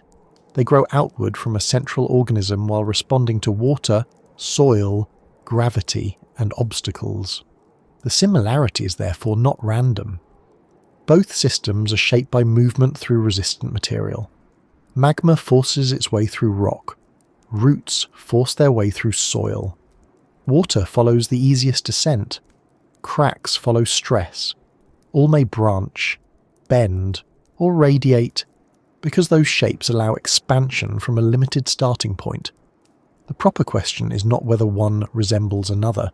It is which process left the details we can observe. Fortunately, Earth contains real fossil root systems for comparison. During the Carboniferous period, large tree-like lycopsids grew in swamp forests that later contributed to coal deposits. Their underground structures are often known as stigmaria. Fossil casts and moulds of these rooting systems are commonly found in the clay beneath coal seams, and the smaller rootlets left repeated scars arranged around the main underground axes. Some internal vascular features can also be preserved. Stigmaria fossils can look unusual. A main axis may be thick and elongated, with many small circular marks where rootlets were attached. In some specimens, the marks form regular spirals. Where rootlets remain, they extend outward into the surrounding sediment. These were not roots exactly like those of a modern oak, because the plants belonged to a different group and organised their underground systems differently. Yet their biological origin is not based on a general root-like appearance. It is supported by repeated anatomy, attachment scars, association with fossil trunks, and position within ancient soils. This is what genuine root evidence looks like. It has hierarchy. A large structure bears smaller structures. The smaller structures attach in consistent ways. Tissues or their impressions repeat across specimens. The roots occur where roots should occur, beneath the plant and within soil that formed at an ancient land surface. Some coal mines expose fossil rooting horizons over wide areas. Stumps may remain upright, with their underground systems spreading into layers beneath the coal. These fossils show that ancient forests can be preserved in place. They also show that paleobotanists know how to recognize root systems, even when the original organic matter has been altered, compressed, or replaced. If enormous roots existed beneath formations such as Devil's Tower, Monument Valley, or the tepuis, we would look for similar principles at a larger scale. The anatomy might be unfamiliar, but there should still be organisation. Growth requires boundaries. Transport requires pathways. Reproduction requires related structures. An organism large enough to become a mountain would not be merely a solid block with random lines extending from it. Supporters might argue that such an organism was unlike any plant we know. Perhaps it was not a tree in the strict sense. It may have been fungal, mineral-based, silicon-rich, or part of a biological system with no modern equivalent. This allows the theory to avoid comparisons with ordinary root anatomy, but it creates another problem. If the organism can have any structure, chemistry, or growth pattern, then almost any formation can be fitted into the idea. A claim becomes difficult to examine when every missing feature is explained by saying the organism was unfamiliar. Unknown life could, in principle, look like almost anything. Science, therefore, begins with evidence that limits the possibilities. A fossil need not resemble a modern species, but it must contain some repeated structure more consistent with life than with non-living processes.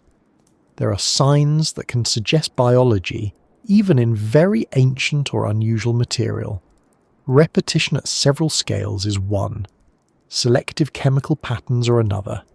Cells, membranes, growth surfaces, repaired injuries, reproductive bodies, or organised channels may survive.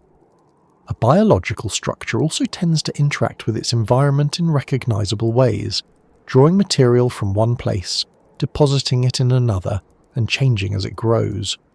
The proposed giant roots have not provided this evidence. Most are identified from aerial outlines.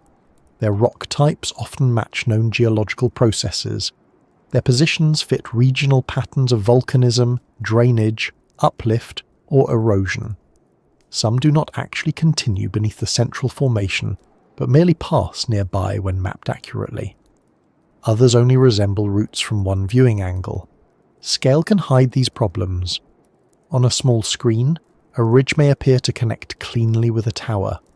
On the ground, the two may be separated by younger sediment, faults, or several kilometres of unrelated terrain. A line that looks narrow from orbit may be hundreds of metres wide. A supposed branch may turn out to be a valley containing roads, streams, and several different rock units. There is also a tendency to select the most convincing examples and ignore the surrounding landscape. If 3 ridges extend from a formation, they are highlighted as roots. If 20 other ridges do not connect, they are left outside the image. If a line stops suddenly, the missing portion is said to be buried. If it continues beyond the expected root zone, it may be cropped from the photograph. This does not always involve deliberate deception. Human attention naturally strengthens a pattern once it has been noticed. We trace the lines that support it and overlook those that do not. It is the same reason a familiar constellation remains easy to see after someone has shown us the shape, even though the stars themselves are scattered at very different distances. A fair test would begin without deciding which lines matter. Map every ridge, fracture, dike and valley. Measure where they begin and end. Compare their mineral composition. Determine whether they cut across or follow existing layers. Look for branching rules and internal continuity. Then ask which process best explains the complete pattern. At Shiprock, that approach reveals a central volcanic neck and a group of igneous dikes occupying fractures around it. The National Park Service describes the formation as an exposed volcanic neck, accompanied by radiating dikes, while geological studies show that these bodies belong to the internal system of an eroded volcano. The root-like image remains, but the material tells a volcanic story. This does not make the landscape less impressive. In some ways, the geological explanation is stranger. We are looking at channels that once carried magma beneath a volcano, exposed only because thousands of feet of surrounding material were removed. The apparent roots are the hardened remains of movement through the crust. They did not feed a living trunk, but they did connect the surface to processes deep underground. The phrase roots in the rock therefore works in more than one way. There are real fossil roots preserved in stone. There are volcanic structures that resemble roots. There are drainage networks shaped like branches. There are fractures spreading from centres of pressure. Earth repeatedly builds systems that begin in one place and extend into many paths. The giant tree idea gathers these different systems together because their shapes are similar. Geology separates them because their materials and histories are different. Somewhere between those approaches lies the reason the theory remains attractive. It recognises a visual relationship that is genuinely present, but it treats the relationship as ancestry rather than geometry. Long before mineral analysis, radiometric dating, aerial surveys or microscopic thin sections, People also tried to understand these unusual formations. They did not describe them as volcanic necks or erosional remnants.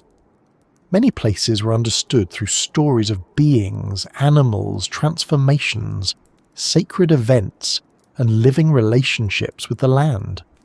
Those traditions are sometimes drawn into the giant tree theory as though they were eyewitness reports of a lost biological world. A story about a mountain growing, a rock once being alive, or a great being shaping the land may be presented as preserved scientific testimony. But oral traditions carry meanings that cannot be separated so easily from culture, ceremony, place, and identity. To understand what they may say about living mountains, we need to listen more carefully than the modern theory usually does. Long before geologists carried rock hammers across the American West, people were already explaining the towers, cliffs, and isolated mountains around them. They did not need to know the mineral content of a formation to understand that it mattered. They knew where animals gathered, where water could be found, where ceremonies belonged, where danger waited, and which places connected the visible land with histories that could not be separated from family, identity, and responsibility. This is easy to forget when an unusual formation appears on a screen as a cropped photograph. The background disappears, the nearby communities disappear. The original name may be replaced with an English label. All that remains is a shape that resembles a stump, a wall, or a broken pillar. A modern viewer studies the outline and asks what the object used to be. For the people whose ancestors lived beside it, however, the formation may never have been merely an object. It could be a relative, a place of prayer, a marker in a migration story, the setting of an encounter, or a reminder of how humans should behave. A mountain could take part in the world rather than simply occupy space within it. This does not mean that every indigenous community believed mountains were biological organisms in the modern scientific sense. It means that the division between living land and lifeless scenery was not always drawn in the same place. The giant tree theory often turns to indigenous stories because some of them describe rocks that grew, moved, transformed, or were marked by enormous beings. Other traditions speak of world trees, sacred plants, winged mountains, bears, giants, and landscapes formed during events unlike anything seen today. To someone already convinced that certain mountains were once alive, these stories can seem like surviving eyewitness accounts. The temptation is understandable. If a stone tower resembles a trunk, and a traditional story says the formation once rose from the ground, perhaps the story preserved the event. If grooves in a rock are said to have been made by a giant animal, perhaps they are actually biological fibres remembered in symbolic form. If a tepuis is associated with a great tree, perhaps the flat plateau really is its stump. The difficulty is that stories are not simple containers carrying one fact unchanged across time. They live within languages, ceremonies, family teachings, political histories, and particular places. Their meaning may depend on who tells them, when they are told, and what responsibilities the listener already understands. Removing one detail and placing it inside a modern internet theory can change the story into something it was never intended to be. Oral tradition is not a geological notebook that has merely misplaced its page numbers. It may preserve observations of floods, eruptions, animals, migrations, and changes in the land, but it can also carry law, ethics, humour, sacred knowledge, and relationships that do not fit comfortably into a scientific category. A story can explain how a formation came to be, while also teaching how people should behave around it. Asking whether it is literally true may be less useful than asking what kind of truth it was created to hold. Bear Lodge, commonly known today as Devil's Tower, shows why this care is necessary. The formation is connected with multiple indigenous nations, including Lakota, Kiowa, Cheyenne, Crow, Arapaho, and others. The names and narratives are not identical, although bears appear prominently in many of them. The National Park Service notes that names translated as Bear Lodge, Bear's House, Bear's Teepee, and related forms existed long before the English name Devil's Tower became official. The site continues to hold religious and cultural importance, and some indigenous communities regard the modern name as inappropriate. Several widely shared narratives describe children or young people escaping from a powerful bear. In some versions, the ground or a rock rises beneath them, lifting them beyond the animal's reach. The bear claws at the sides, leaving the long vertical mark still visible on the tower. The details vary between nations and tellings. The number of children may differ. Their relationship to one another may differ. The reason for the pursuit and what happens afterward may also change. From the giant tree viewpoint, the claw marks create an immediate problem. The vertical grooves are among the main features interpreted as wood-like fibres. If an older tradition explains them as marks left by a bear, does that support the idea that people witnessed an unusual biological structure? Not necessarily. The narrative begins with the grooves because the grooves are visible. People living beside the tower would naturally include its most striking feature in stories about the place. A tale explaining those lines does not have to preserve an earlier material identity for the formation.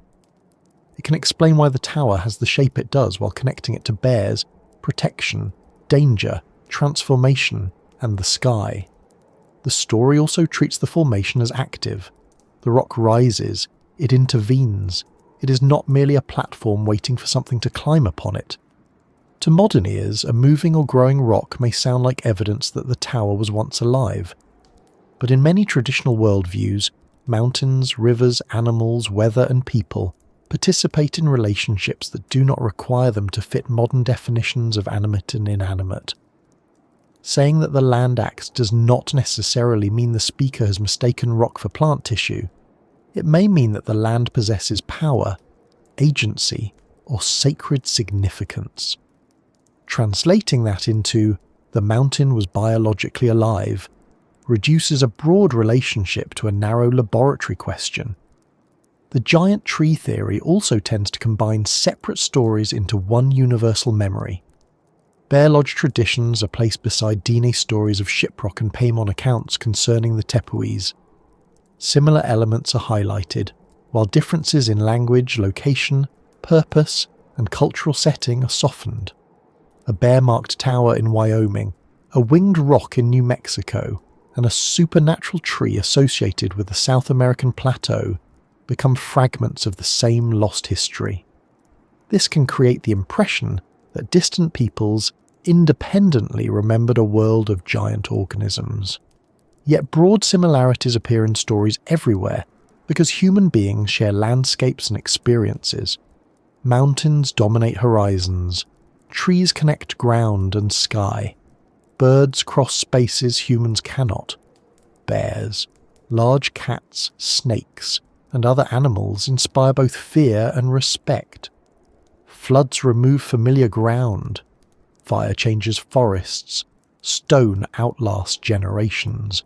The same natural forms encourage similar metaphors without requiring one forgotten event behind them. A tall mountain can become a world pillar. A spreading river system can become a serpent. A flat-topped formation can become a table, house, altar, or stump. This does not make the stories interchangeable.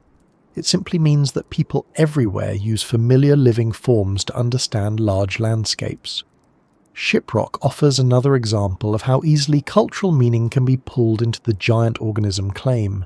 Its Diné name, Tsebitai, is commonly translated as rock with wings, or winged rock.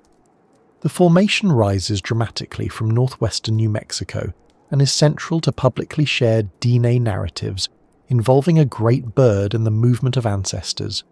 Geologically, it is the exposed neck of an ancient volcanic system, surrounded by radiating igneous dikes. To the giant tree interpretation, the wings may become memories of enormous branches. The dark dikes extending through the desert may be described as roots. The broken central peak may represent a trunk damage during a catastrophe. With only a few adjustments, a winged rock becomes a tree that once reached into the sky. but the transformation happens in the modern retelling, not necessarily in the original tradition. A wing is not a branch simply because both extend from a central body. The story belongs to a cultural world in which movement, place, ancestry, and sacred geography are connected. Replacing the bird with a tree may make the narrative fit the theory, but it also removes the very element that gives the place its name. There is a recurring habit in fringe interpretations of treating symbolism as a disguise. Whenever a traditional account contains an animal, god, spirit, or impossible action, the theory assumes that the storyteller was trying to describe a physical event without modern technical language. A giant bird becomes an aircraft. A serpent becomes a comet. A world tree becomes an actual organism. A divine weapon becomes advanced machinery. Sometimes old stories may indeed contain memories of natural events expressed through cultural imagery. Researchers have compared oral traditions with volcanic eruptions, coastal flooding, earthquakes, and changing shorelines. But the connection must be built carefully through local evidence, chronology, language, and multiple lines of support. It cannot be assumed simply because a metaphor resembles something modern audiences already wish to find. Otherwise, every story becomes a code and the interpreter always possesses the key. If a narrative describes a tree, it proves a tree existed. If it describes an animal, the animal is said to represent the tree. If it describes a stone, the stone is called the mineralized tree. The conclusion remains the same regardless of what the tradition actually says, which is a reliable way to stop listening while appearing very interested. The tepuis of the Guyana highlands create the strongest connection between indigenous tradition and the lost tree idea because at least one widely circulated Pemon narrative is directly associated with a great tree. Mount Roraima rises at the border region of Venezuela, Guyana and Brazil as a vast flat-topped plateau surrounded by steep cliffs. It belongs to a wider group of tepuis formed from ancient sandstone. To the Pemon, these highlands are sacred places, and modern accounts commonly relate Mount Roraima to the stump of a supernatural tree that once held the foods or fruits of the world. In popular retellings, a figure often identified as Macunaíma cuts down the great tree. Its fall releases water and contributes to the shape of the surrounding world. The remaining base becomes Mount Roraima. The story seems almost perfectly designed for a video about mountains that were once trees. There is a tree of impossible size, an act of cutting, a flat-topped remnant, and a transformed landscape. This is usually presented as the moment when myth and physical evidence finally meet. The plateau looks like a stump, and the story calls it one. What more could be needed? Quite a lot, as it turns out. First, a sacred or supernatural tree is not automatically a botanical report. World trees appear in many traditions because trees provide an effective model of connection. Their roots enter the ground, their trunks occupy the human world, their branches reach the sky, they produce food, shelter, fuel, tools, and medicines. A tree can hold an entire moral and cosmological system without being a scaled description of an actual plant. Second, the story may explain the distribution of food, water, or features of the landscape, rather than record a logging event. The tree can represent abundance gathered in one place. Cutting it changes the world and releases what was contained. The act may address scarcity, disorder, transformation, or the consequences of taking too much. Treating it only as a memory of a giant trunk can flatten all of those meanings into a single visual claim. Third, the geology of the tepuis does not show the anatomy of mineralized wood. Their horizontal sandstone beds belong to the ancient Roraima rock sequence and extend across the region. The plateaus are surviving remnants of a once broader surface, isolated as rivers, weathering and erosion cut valleys around them. Their cliff layers connect with regional sedimentary history, rather than forming concentric tissues around biological centres. The stump resemblance remains powerful because erosion has produced steep sides and broad summits. Yet those summits are not smooth-cut surfaces. They contain valleys, sinkholes, streams, exposed rock, wetlands, and complex ecosystems. What looks from far away like a single tabletop is a large landscape in its own right. A supernatural tree story associated with such a place does not prove the plateau was wood. It shows that the stump shape was noticed and given meaning. The observation can be ancient and accurate, while the proposed biological explanation remains unsupported. This distinction allows both the story and the geology to be taken seriously. The Pemon account does not need to pass a mineralogical test to have value. The sandstone interpretation does not need to erase the cultural life of the mountain. Two systems of knowledge may ask different questions of the same place. Geology asks how the sandstone was deposited, uplifted, fractured, and eroded. A traditional narrative may ask why the world contains these forms, how foods and waters became distributed, what relationships bind people to the highlands, or what happens when power is used carelessly. One explanation addresses physical process, the other may address cultural and moral order. Forcing them into a competition can make both appear smaller. The phrase living mountain therefore requires patience. To a biologist, living means metabolism, reproduction, cellular organization, and inherited information. To a geologist, a mountain may be called active if it is rising, erupting, or changing. In ordinary speech, a forested mountain can feel alive because it contains countless organisms. In spiritual or relational language, a mountain may live because it participates in a community of beings and obligations.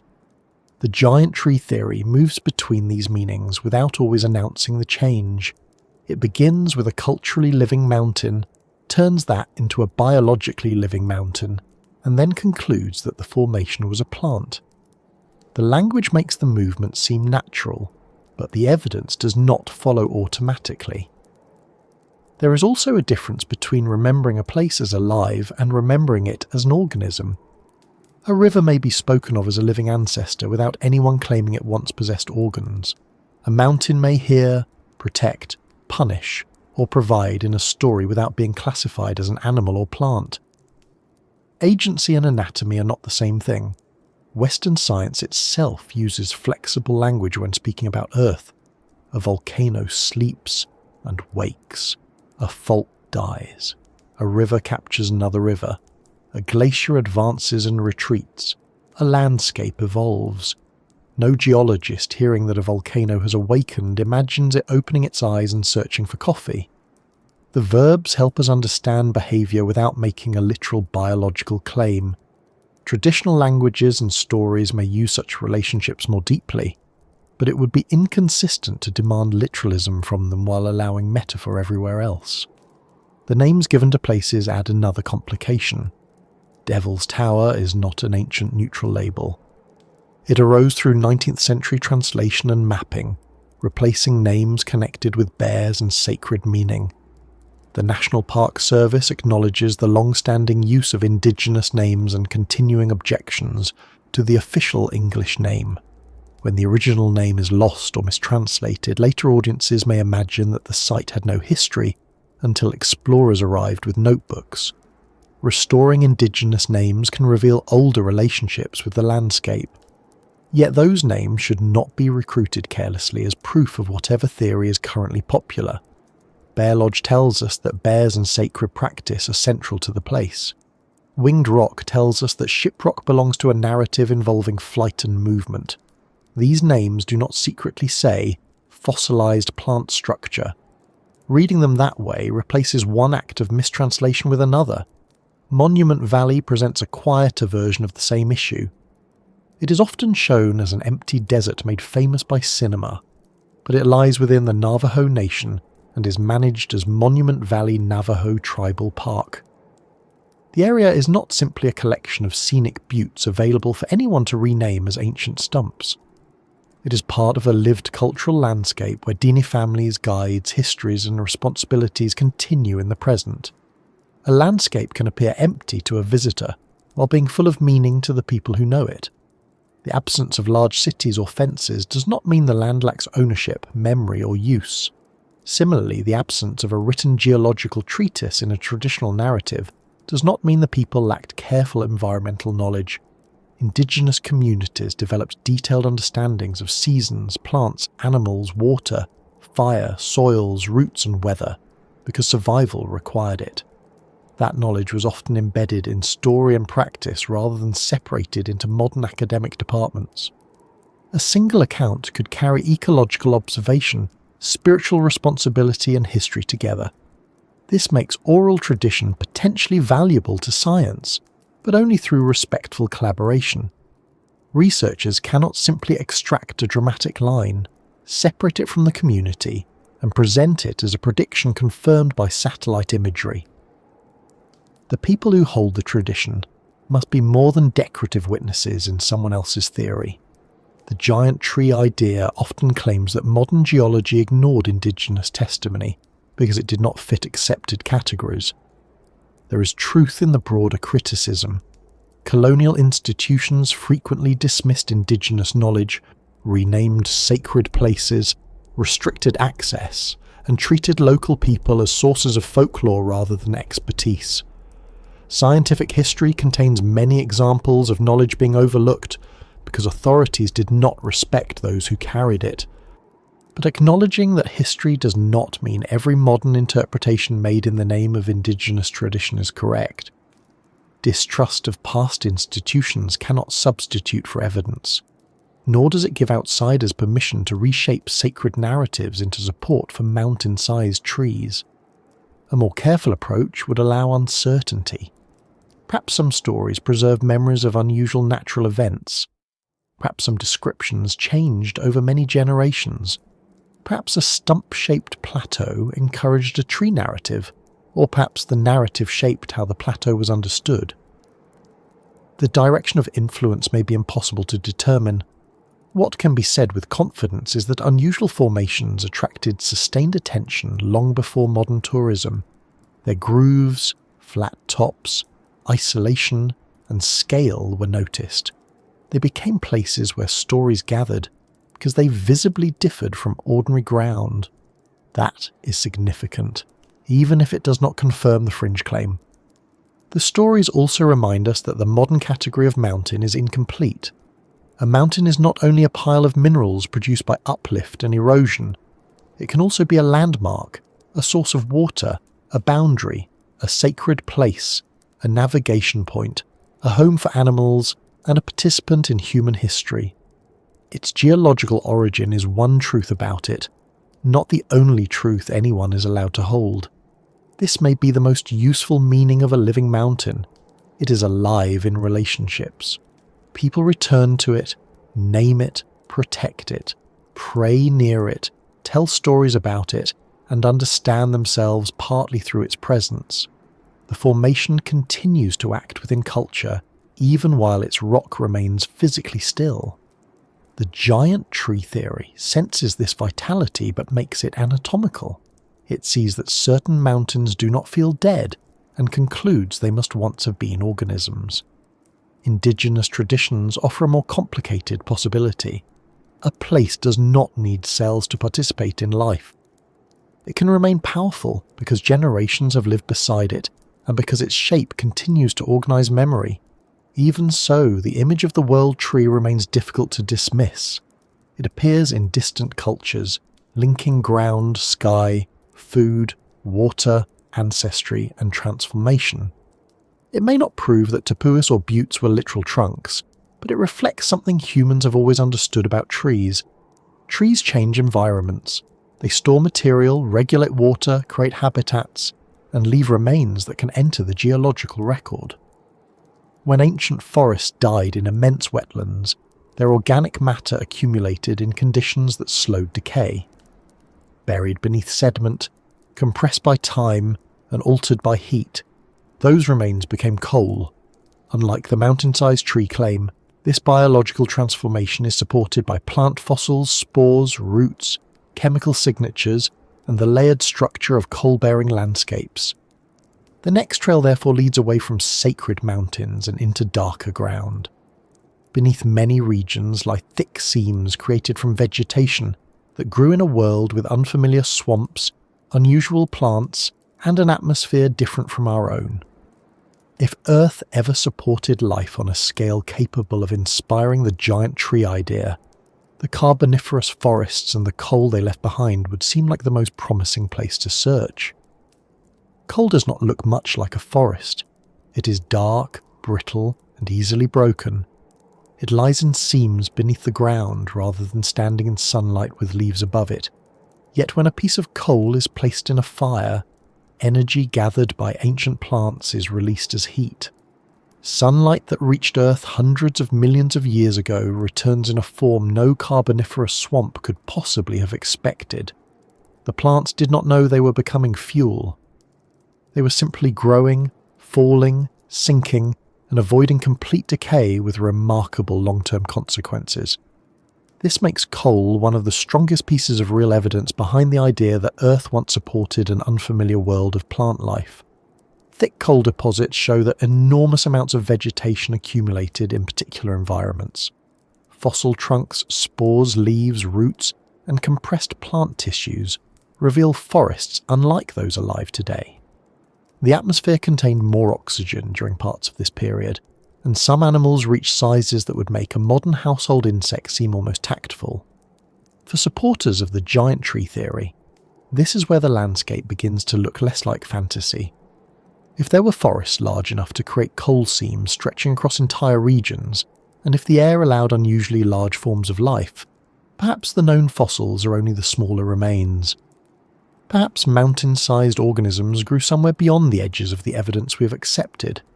Coal, in this interpretation, becomes the dark residue of a world whose largest structures were not recognised as fossils because they were classified as geology.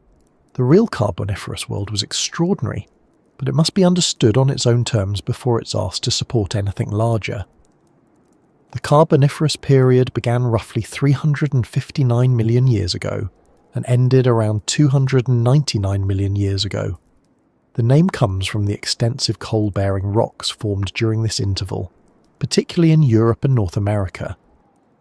Carboniferous essentially means carbon-bearing, which is a very efficient name for a period that left humanity an inconvenient amount of burnable material. Earth's continents were arranged differently. Large land masses were moving toward the assembly of Pangaea. Tropical regions contained broad, low-lying wetlands crossed by rivers and channels. Sea levels rose and fell repeatedly, sometimes flooding coastal plains and then retreating. In warm, humid areas, dense vegetation grew on waterlogged ground. These were not forests of oak, maple, pine, or eucalyptus. Flowering plants had not yet appeared. Grasses did not cover the open land. Birds did not call from the branches, and no squirrel had begun its eternal campaign against garden feeders. The plants belonged to older lineages whose living descendants are generally much smaller. Among the most impressive were tree-sized lycopsids, distant relatives of the small club mosses growing today. Genera such as Lepidodendron and Sigillaria could reach heights of more than 30 metres. Their trunks were often tall and relatively straight, marked by repeated scars where leaves had once attached. Near the top, some branched into crowns that carried long, narrow leaves and reproductive structures. These plants are often called scale trees because the leaf scars on their trunks formed patterns resembling scales. Fossils of their bark can look remarkably regular, almost manufactured. Diamond-shaped or oval marks repeat across the surface in ordered rows. A person unfamiliar with paleobotany might mistake a fragment for carved stone, reptile skin, or the outer surface of some enormous engineered column. Their growth was not identical to that of modern trees. Many tree-sized lycopsids grew quickly, invested heavily in bark-like outer tissues, and may have reproduced only after reaching a large size. Their internal wood was limited compared with that of modern woody trees. Much of the support came from thick outer tissues rather than a broad cylinder of dense wood. This matters because the word tree describes a shape as much as a family. A tree is generally a tall plant with a supporting trunk, but different plant groups have evolved that form independently. A palm, an oak, and a giant lycopsid may all look tree-like while building their bodies in very different ways. The Carboniferous forests were full of organisms that occupied familiar roles with unfamiliar anatomy. Calamites added another strange form. These were giant relatives of modern horsetails. Some reached the height of small trees and possessed jointed hollow stems. Their branches and leaves emerged in whorls around the stem, creating repeated levels. Modern horsetails usually grow near wet ground and rarely intimidate anyone. Their ancient relatives were apparently less modest. Tree ferns also contributed to the canopy and understory. Seed ferns, which were not true ferns despite their fern-like leaves, added another group of plants that would later disappear. Early seed plants were beginning to spread into drier habitats, but the classic coal swamp was dominated by forms adapted to wet environments. Beneath these forests lay extensive rooting systems. The stigmaria structures associated with giant lycopsids spread through soft swamp sediments. They bore many smaller rootlets, leaving regular scars when those rootlets detached. Fossil soils preserved them beneath coal seams, connecting the coal with forests that grew in place. This is important because coal deposits do not merely contain crushed plant matter. They sit within geological sequences that record entire changing environments. A layer of ancient soil with roots may be followed by coal, then shale containing marine fossils, then sandstone deposited by rivers or coastal systems. These repeated layers show wetlands being established, buried, flooded, and replaced over long spans of time. The process began with plant growth. In a productive swamp, leaves, branches, bark, spores, roots, and fallen trunks accumulated on wet ground. Normally, dead plant material is broken down by fungi, bacteria, insects, oxygen, and chemical reactions. Carbon returns to the atmosphere, and the forest floor does not become meters thick with undecayed trees. Waterlogged swamps change that balance. Saturated ground contains less available oxygen. Microbial decay slows, especially below the surface. Plant material accumulates faster than it can be completely decomposed, forming peat. This peat may remain near the surface for a long time, continuing to change chemically, while new vegetation grows above it. Burial then becomes essential. Rivers shift course. Sediment arrives during floods. Sea level rises. Mud, sand, or other deposits cover the peat. As more material accumulates above it, pressure increases. Water is squeezed out. Organic molecules change under heat and pressure. Over millions of years, peat can become lignite, then bituminous coal, and under stronger alteration, anthracite. Coal is therefore not a pile of intact trees compressed into a black layer like unfortunate luggage. Much of the original structure is chemically transformed. Carbon becomes increasingly concentrated as water and volatile compounds are lost, yet traces of the vegetation may remain. Thin sections can preserve tissues, spores survive, fossil trunks and roots occur in surrounding layers. Microscopic particles reveal which plants contributed to the deposit. Different coal seams formed under different conditions, and not all coal originated in exactly the same kind of swamp. Some peat accumulated where plants grew, other material was transported. Climate, water chemistry, sediment supply, and subsidence all mattered. Earth rarely follows a single recipe when it can create several variations and leave geologists to argue about the proportions. An older popular explanation claimed that Carboniferous coal accumulated mainly because fungi had not yet evolved the ability to break down lignin, one of the resistant components of wood. This idea offered an appealingly simple story.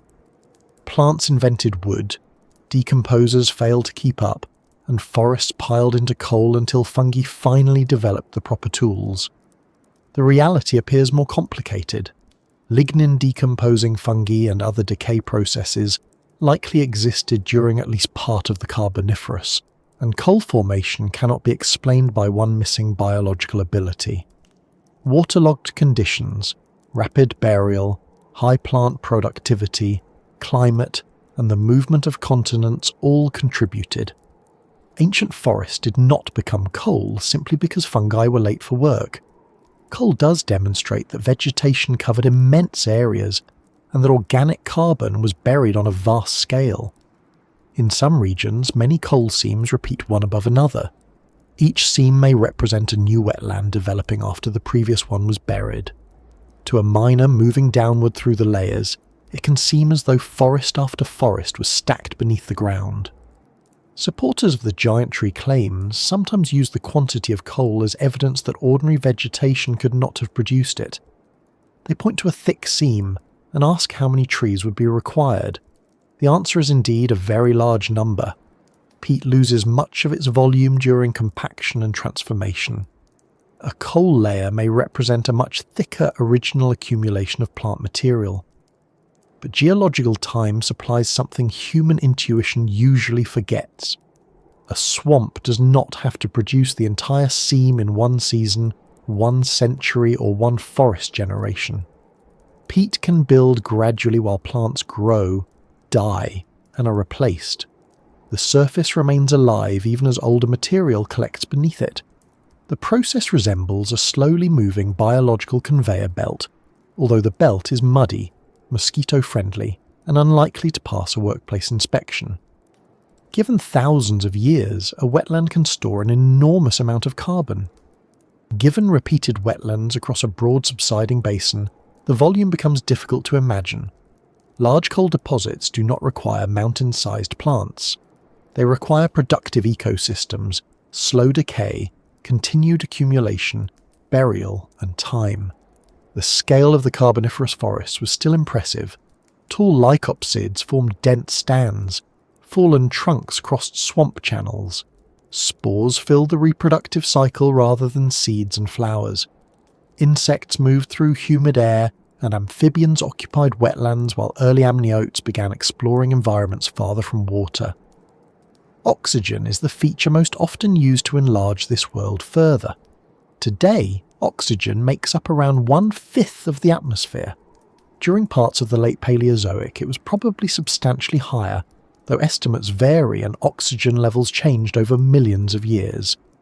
Some reconstructions place the peak near 30% or possibly a little more. That difference may not sound dramatic. An increase from roughly 21% to around 30% is not the sort of numerical change that usually inspires giant dragonflies. Yet atmospheric chemistry affects fire, respiration, decay, and animal physiology. More oxygen makes combustion easier. It also influences organisms that depend on diffusion to move oxygen through their bodies. Many insects breathe through a network of tubes called tracheae. Air enters through openings along the body and travels through smaller tubes toward tissues. Unlike vertebrates, insects do not rely on blood to transport most of their oxygen. The system works well at small sizes, but diffusion becomes more difficult across greater distances. Higher atmospheric oxygen can make this transport more effective, helping larger bodies receive enough oxygen. This is one reason elevated oxygen is often connected with the large arthropods of the Carboniferous and early Permian. Some griffin flies, relatives of dragonflies, had wingspans reaching roughly 70 centimetres. Arthropleura, a long many-legged arthropod, could grow beyond 2 metres in length. These animals were large by arthropod standards, but they were not enlarged versions of everything alive today. There were no houseflies the size of buses patrolling the swamp. Gigantism occurred in particular groups under particular conditions. Oxygen helped, but ecology, predators, temperature, development, and body design also mattered. The same caution applies to plants. Higher oxygen does not automatically make plants enormous. Plants produce oxygen through photosynthesis and use oxygen during respiration. Their size is limited by many factors, including water transport, mechanical support, nutrient availability, reproduction, growth rate, wind, and the risk of damage. A plant hundreds or thousands of meters tall would face severe problems moving water upward. Modern trees pull water through narrow conducting tissues using evaporation from leaves and the cohesive properties of water. Gravity resists that movement. Air bubbles can interrupt the continuous water columns. At great heights, the system becomes increasingly difficult to maintain. A wider trunk could improve support, but width also creates challenges. Living tissues need access to water, nutrients, gases, and the products of photosynthesis. Many modern trees maintain living cells mainly in an outer layer, while the central wood provides support. A mountain-sized organism would need some way to grow, repair damage, reproduce, and keep its active tissues supplied across enormous distances. Wind would place tremendous forces on a tall structure. A large crown would behave like a sail. Storms could twist branches and trunk. The organism would need roots capable of resisting those forces without simply tearing through the ground. Higher oxygen does not solve these mechanical problems. If anything, it makes fire more dangerous. Carboniferous forests existed during a time when wildfires may have been more easily ignited and sustained because of elevated oxygen. Fossil charcoal provides evidence that plants burned. A world with more oxygen was not a quiet greenhouse where vegetation grew without resistance. It may also have been a world where dry organic material could catch fire with alarming enthusiasm. This creates another difficulty for mountain-sized trees. The larger the organism, the longer it takes to grow and the greater the opportunity for lightning, disease, storms, fire, or structural failure to damage it. Long life requires repair and resilience. Redwoods and other giant modern trees can survive fires partly because of thick bark, height, and ecological adaptations. An organism the size of a plateau would need protection on an entirely different scale. The fossil record shows no gradual sequence leading towards such forms. We find spores, leaves, trunks, root systems, and reproductive organs belonging to known plant groups. Their sizes vary, but they remain within a biological range that can be connected from smaller individuals to larger ones. We do not find intermediate trunks growing from tens of meters to hundreds, then thousands. There are no branches the width of valleys or rootlets the size of mountain ridges with preserved cellular structure. This absence is not absolute proof that nothing larger ever existed. Fossilization is incomplete. Most organisms decay without leaving recognizable remains. Many ancient environments have been destroyed by erosion, metamorphism, or tectonic recycling. Yet an organism large enough to become a mountain should be unusually difficult to erase completely. Its effects would extend beyond its own body. It would influence soils, rivers, wind, sediment, and surrounding life. It would shed tissues. It would reproduce. Smaller stages of its life cycle should exist. Animals or microbes might feed upon it. Chemical signals should enter sediments. If whole forests of such organisms existed, they would alter regional geology in repeated and detectable ways. Coal preserves exactly this kind of ecosystem evidence for known carboniferous plants. Spores appear in enormous quantities. Rooted soils sit beneath seams. Fossil trunks occur upright or fallen. Leaf impressions and fragments accompany them. The plants do not appear as one mysterious block of carbon. They appear as a community. This is why coal supports the existence of vast ancient forests, but not the specific claim of mountain-sized trees. It tells us that plant life was abundant, unfamiliar, and capable of reshaping the atmosphere and geological record. It does not show that mesas were once trunks. Some versions of the fringe theory make a different suggestion. Perhaps coal is not merely compressed vegetation, but a residue left after giant biological structures were cut, burned, or destroyed. The seams are then imagined as debris fields produced during a planetary catastrophe. That explanation struggles with the organized layers in which coal occurs. Coal seams follow sedimentary basins. They sit above rooted soils and below later deposits. They may split, thin, or change according to ancient environments. They contain microscopic evidence of peat formation and plant communities. A sudden destruction event might create a chaotic layer of debris, but it would not easily reproduce repeated swamp surfaces, root horizons, and cycles of burial across long periods. Catastrophic events did affect carboniferous landscapes. Floods transported logs, storms damaged forests, volcanic ash buried vegetation. Sea level changes reorganize coastlines. A coal deposit may contain evidence of sudden episodes within its longer formation. But catastrophe and gradual accumulation are not opposites. a wetland can develop slowly while experiencing occasional disasters. Earth's history often combines quiet processes with abrupt interruptions. A forest grows for centuries, a flood deposits sediment in a day, peat accumulates for thousands of years, a river changes course during one season, a basin sinks slowly, an eruption covers part of it in ash. The geological record preserves a mixture of different speeds.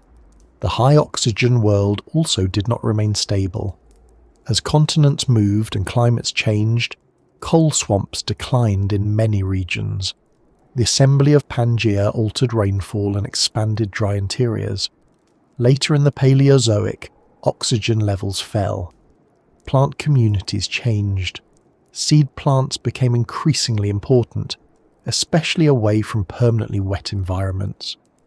The giant leucopsids that dominated many tropical wetlands disappeared by the end of the Paleozoic. Their living relatives survived only as small plants close to the ground. Modern club mosses offer little visual hint that their distant family once contained towering forest forms. Evolution does not preserve size out of nostalgia. This contrast is one reason the Carboniferous feels so mysterious. A tiny plant on a damp forest floor can be related to something that once stood more than 30 meters tall. A modest horsetail growing beside a path belongs to a lineage that produced tree-sized forms. The past has taken familiar designs and altered their scale before. That truth gives the fringe theory room to breathe. If club mosses became trees, perhaps trees became mountains. If dragonfly-like insects reached the span of large birds, perhaps other organisms expanded far beyond the fossils we know. The direction seems reasonable, but the distance between the examples is enormous. A 30-meter plant is not a small version of a 3-kilometer plant. Increasing height by 100 times changes more than the amount of tissue.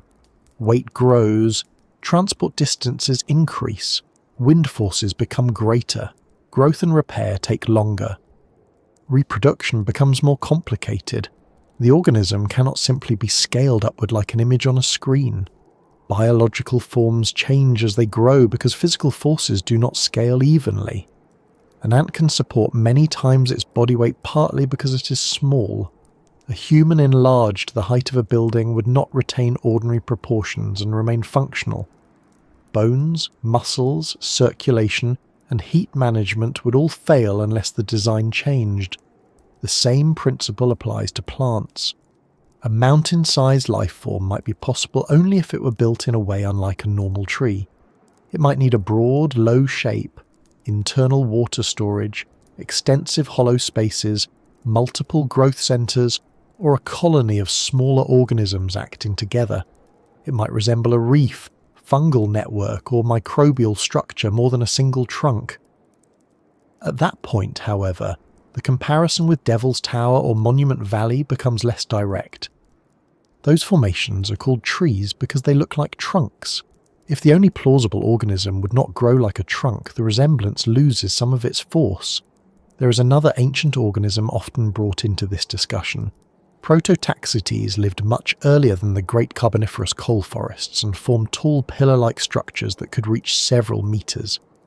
For many years, scientists debated whether it was a plant, fungus, lichen-like organism, or something else.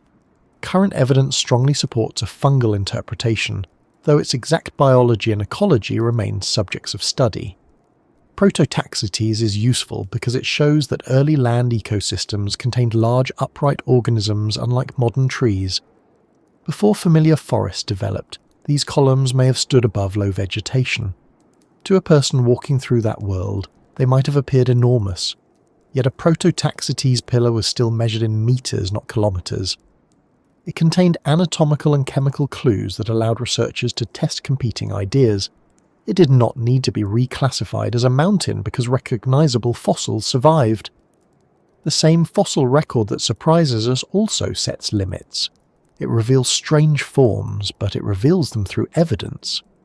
Carboniferous forests were genuinely tall and extensive. Oxygen was genuinely higher during parts of the period. Arthropods genuinely became larger. Coal genuinely records the burial of vast plant communities. None of this is ordinary. There's no need to enlarge it until the evidence breaks. The more interesting question may be whether life can become geographically enormous without building one massive trunk. A fungal colony can spread through many hectares while remaining mostly hidden underground. A clonal plant can produce separate stems connected by shared roots. Coral reefs grow from countless small animals across immense areas. Forests regulate regional water and climate as collective systems. Perhaps the largest forms of life are not individual giants but networks. A forest can behave as a system larger than any one tree. Roots interact with fungi, water moves through soil, nutrients are exchanged, animals spread seeds and spores. Fire removes some plants and makes space for others. The community persists even while individuals die. From this angle, the Carboniferous coal swamps were colossal organisms only in a loose ecological sense. They were living landscapes that stored carbon, released oxygen, altered rivers, built peat, and changed the atmosphere. Their scale came from connection rather than one impossible stem. This does not produce the clean image of a mountain stump, but it may be close to the way life actually becomes planetary. Tiny photosynthetic organisms transformed Earth's atmosphere. Forests influenced climate. Marine plankton helped create sedimentary rocks. Life did not need one body large enough to touch the clouds. It changed the world through numbers, repetition, and time. Still, the theory will not disappear merely because coal has a well-supported explanation. Its central question remains open in a broader form. How large could a living system become if Earth's conditions were different? Could an organism use another structure, another chemistry, or another way of moving water and energy? Are the limits we see today fundamental, or are they only the limits of life that survived into the present? To approach that question, we must leave the coal swamps without leaving their lesson behind. The Carboniferous proves that Earth once supported biological forms and atmospheric conditions unlike those around us now. It also shows that unusual size still obeyed physical rules and left detailed traces. Any truly colossal organism would have to do the same, which means the next step is not merely to imagine it growing, but to ask how such a thing could remain alive at all. The easiest way to imagine colossal life is simply to enlarge something familiar. Take a redwood, make the trunk wider, stretch the branches higher, deepen the roots, and continue until clouds drift around its middle. It sounds straightforward because the shape remains recognizable.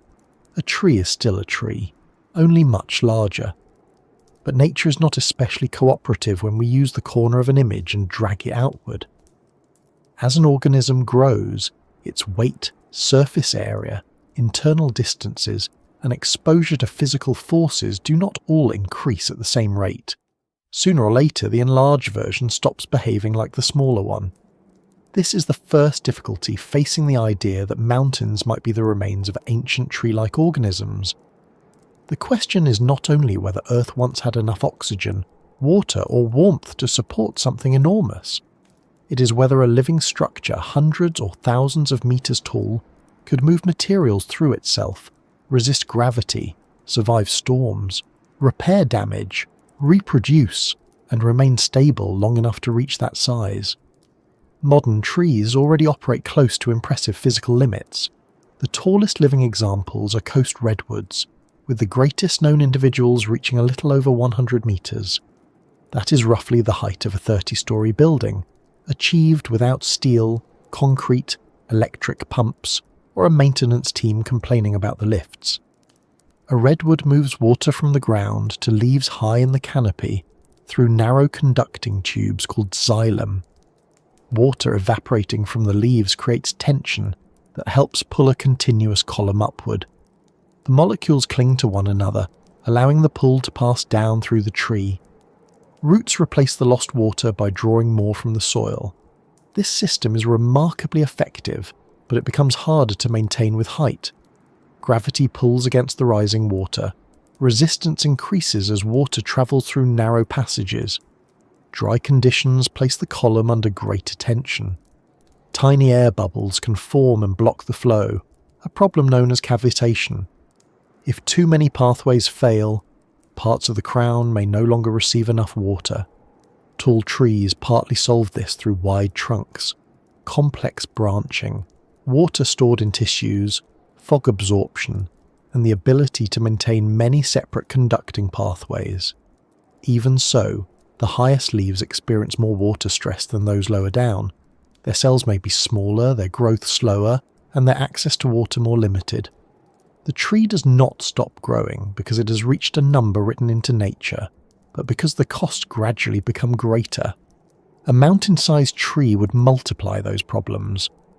Water might have to travel several kilometers against gravity. The pressure required to keep a continuous column intact would become extreme. Ordinary plant tissues would struggle to prevent air bubbles, collapse, or leakage. A thicker trunk would provide more pathways, but it would also require far more water and nutrients. The organism might avoid this by not depending on roots alone. Perhaps it could absorb moisture directly from clouds. Modern redwoods already benefit from fog, and some plants collect water through leaves or specialized surfaces. A colossal organism extending through several layers of the atmosphere might gather condensation along its outer body. That would help the upper portions, but it would not automatically supply the interior. Living tissue buried deep within a vast trunk would still need oxygen, sugars, minerals, and waste removal. Modern trees avoid this problem by allowing much of their central wood to become non-living support tissue. The living growing layers remain closer to the outside where exchange is easier. A giant organism might use the same strategy.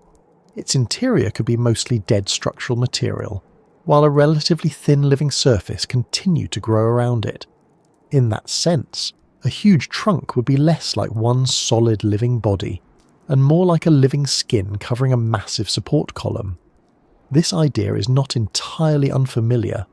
The central wood of an old tree no longer carries out all the activities of young tissue, yet it remains part of the structure. Coral reefs are built largely from material left by earlier generations. A reef can reach an enormous size even though only a thin outer region is actively growing. Stromatolites similarly increase through repeated layers created by microbial communities. If colossal life ever existed, it might have grown by adding material at the surface while leaving a mineralized or dead interior behind.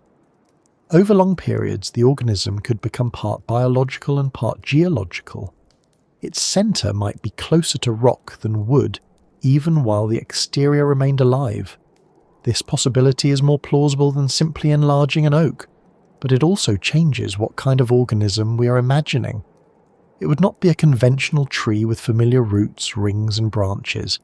It might be a colony, a reef-like structure, a fungal system, or a partnership between many organisms.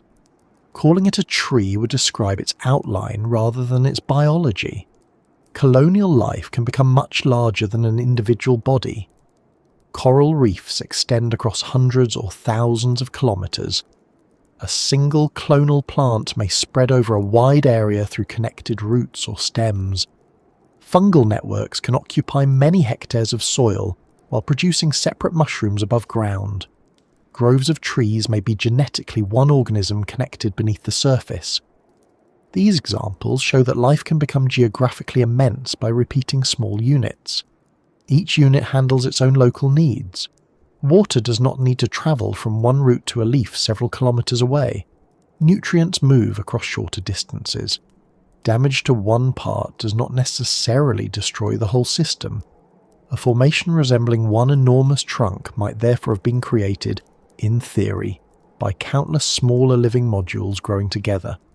The outer shape could appear unified even if no single cell depended on the entire structure. Termite mounds provide a much smaller comparison. They are built by many insects, contain ventilation networks, and can regulate internal conditions. The mound behaves as a large system even though no termite controls the whole thing. A biological tower assembled by a colony might overcome some problems of scale, yet it would introduce others. The units would need to coordinate growth. The base would have to support the increasing weight.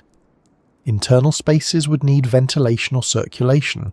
The structure would have to survive erosion, fire, disease, and changing climate. Gravity remains stubborn. As height increases, the lower sections must carry everything above them. A trunk the width of a mountain could bear tremendous loads if its material were strong enough, but living tissue is generally less resistant than solid rock. Wood performs very well for its weight, which is why humans have used it for buildings, ships, tools, and the occasional shelf that seemed perfectly secure until several heavy books were added. Yet even wood compresses, bends, cracks, and decays. A colossal organism could strengthen itself with minerals. Plants already use silica, calcium, and other compounds in their tissues. Grasses often contain silica bodies. Some algae build mineral structures. Diatoms form delicate shells from silica. Mollusks make hard shells. Bones combine organic material with minerals. An ancient organism might have incorporated far more mineral matter than modern trees. It could have built a body from silica-rich fibers, calcium compounds, or other materials drawn from soil and water. Its tissues might have resembled living stone even before fossilization. This suggestion appears frequently in giant tree discussions. If the original organism was rich in silica, perhaps its remains would look geological. Its mineral structure might survive while softer organic parts disappeared. Long columns and hard layers could represent reinforced tissues rather than later volcanic or sedimentary processes. The problem is not that biological mineralization is impossible, it is common. The problem is matching it to the formations under discussion. Devil's Tower contains igneous crystals formed through cooling molten rock. Monument Valley contains sedimentary grains arranged in regional layers. The tepuis consist of ancient sandstone beds. A hypothetical mineral organism would still need to explain why its body has the detailed characteristics of those separate geological processes. Saying that life can contain minerals does not make all mineral structures biological. Human bones contain calcium compounds, but a limestone cliff is not therefore the fossilized shin of a giant, at least not without creating a very complicated morning for paleontology. Wind presents another limit. A tall organism with a broad crown experiences tremendous pressure during storms. Modern trees reduce this through flexible branches, tapered trunks, root systems, and leaves that bend or detach. Forests also protect individual trees by slowing wind and sharing some of the force across many trunks.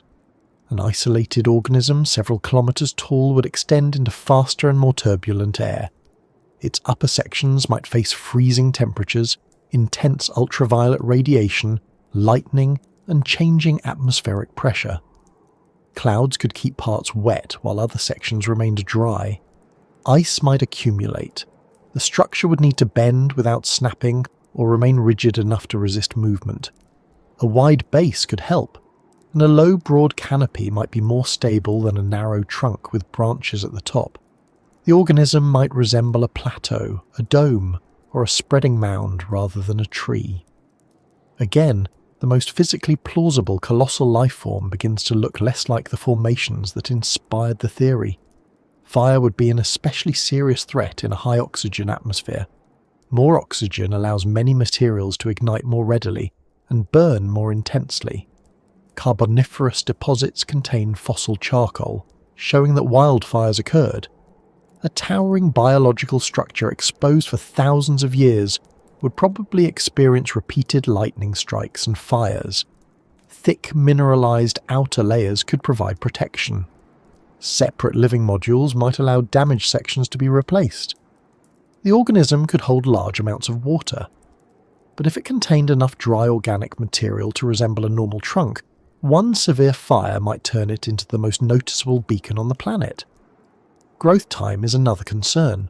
Redwoods can live for more than 2,000 years, but even they add only limited height and width each year. A trunk kilometers across might require tens or hundreds of thousands of years, unless its growth rate was extraordinary. During that time, climate could shift, Rivers could change course, soils could erode, disease could spread, and tectonic movement could alter the land. Long-lived organisms exist, especially clonal ones, but survival becomes easier when the body is distributed. A fungal network can lose one region and continue elsewhere. A single upright trunk has a more difficult arrangement. Damage at the base could threaten everything above it. Reproduction also leaves questions. A species cannot consist only of old stumps. There must have been young organisms, reproductive structures, dispersal stages, and failed individuals. Even if adult bodies reached mountain size, they must have begun smaller.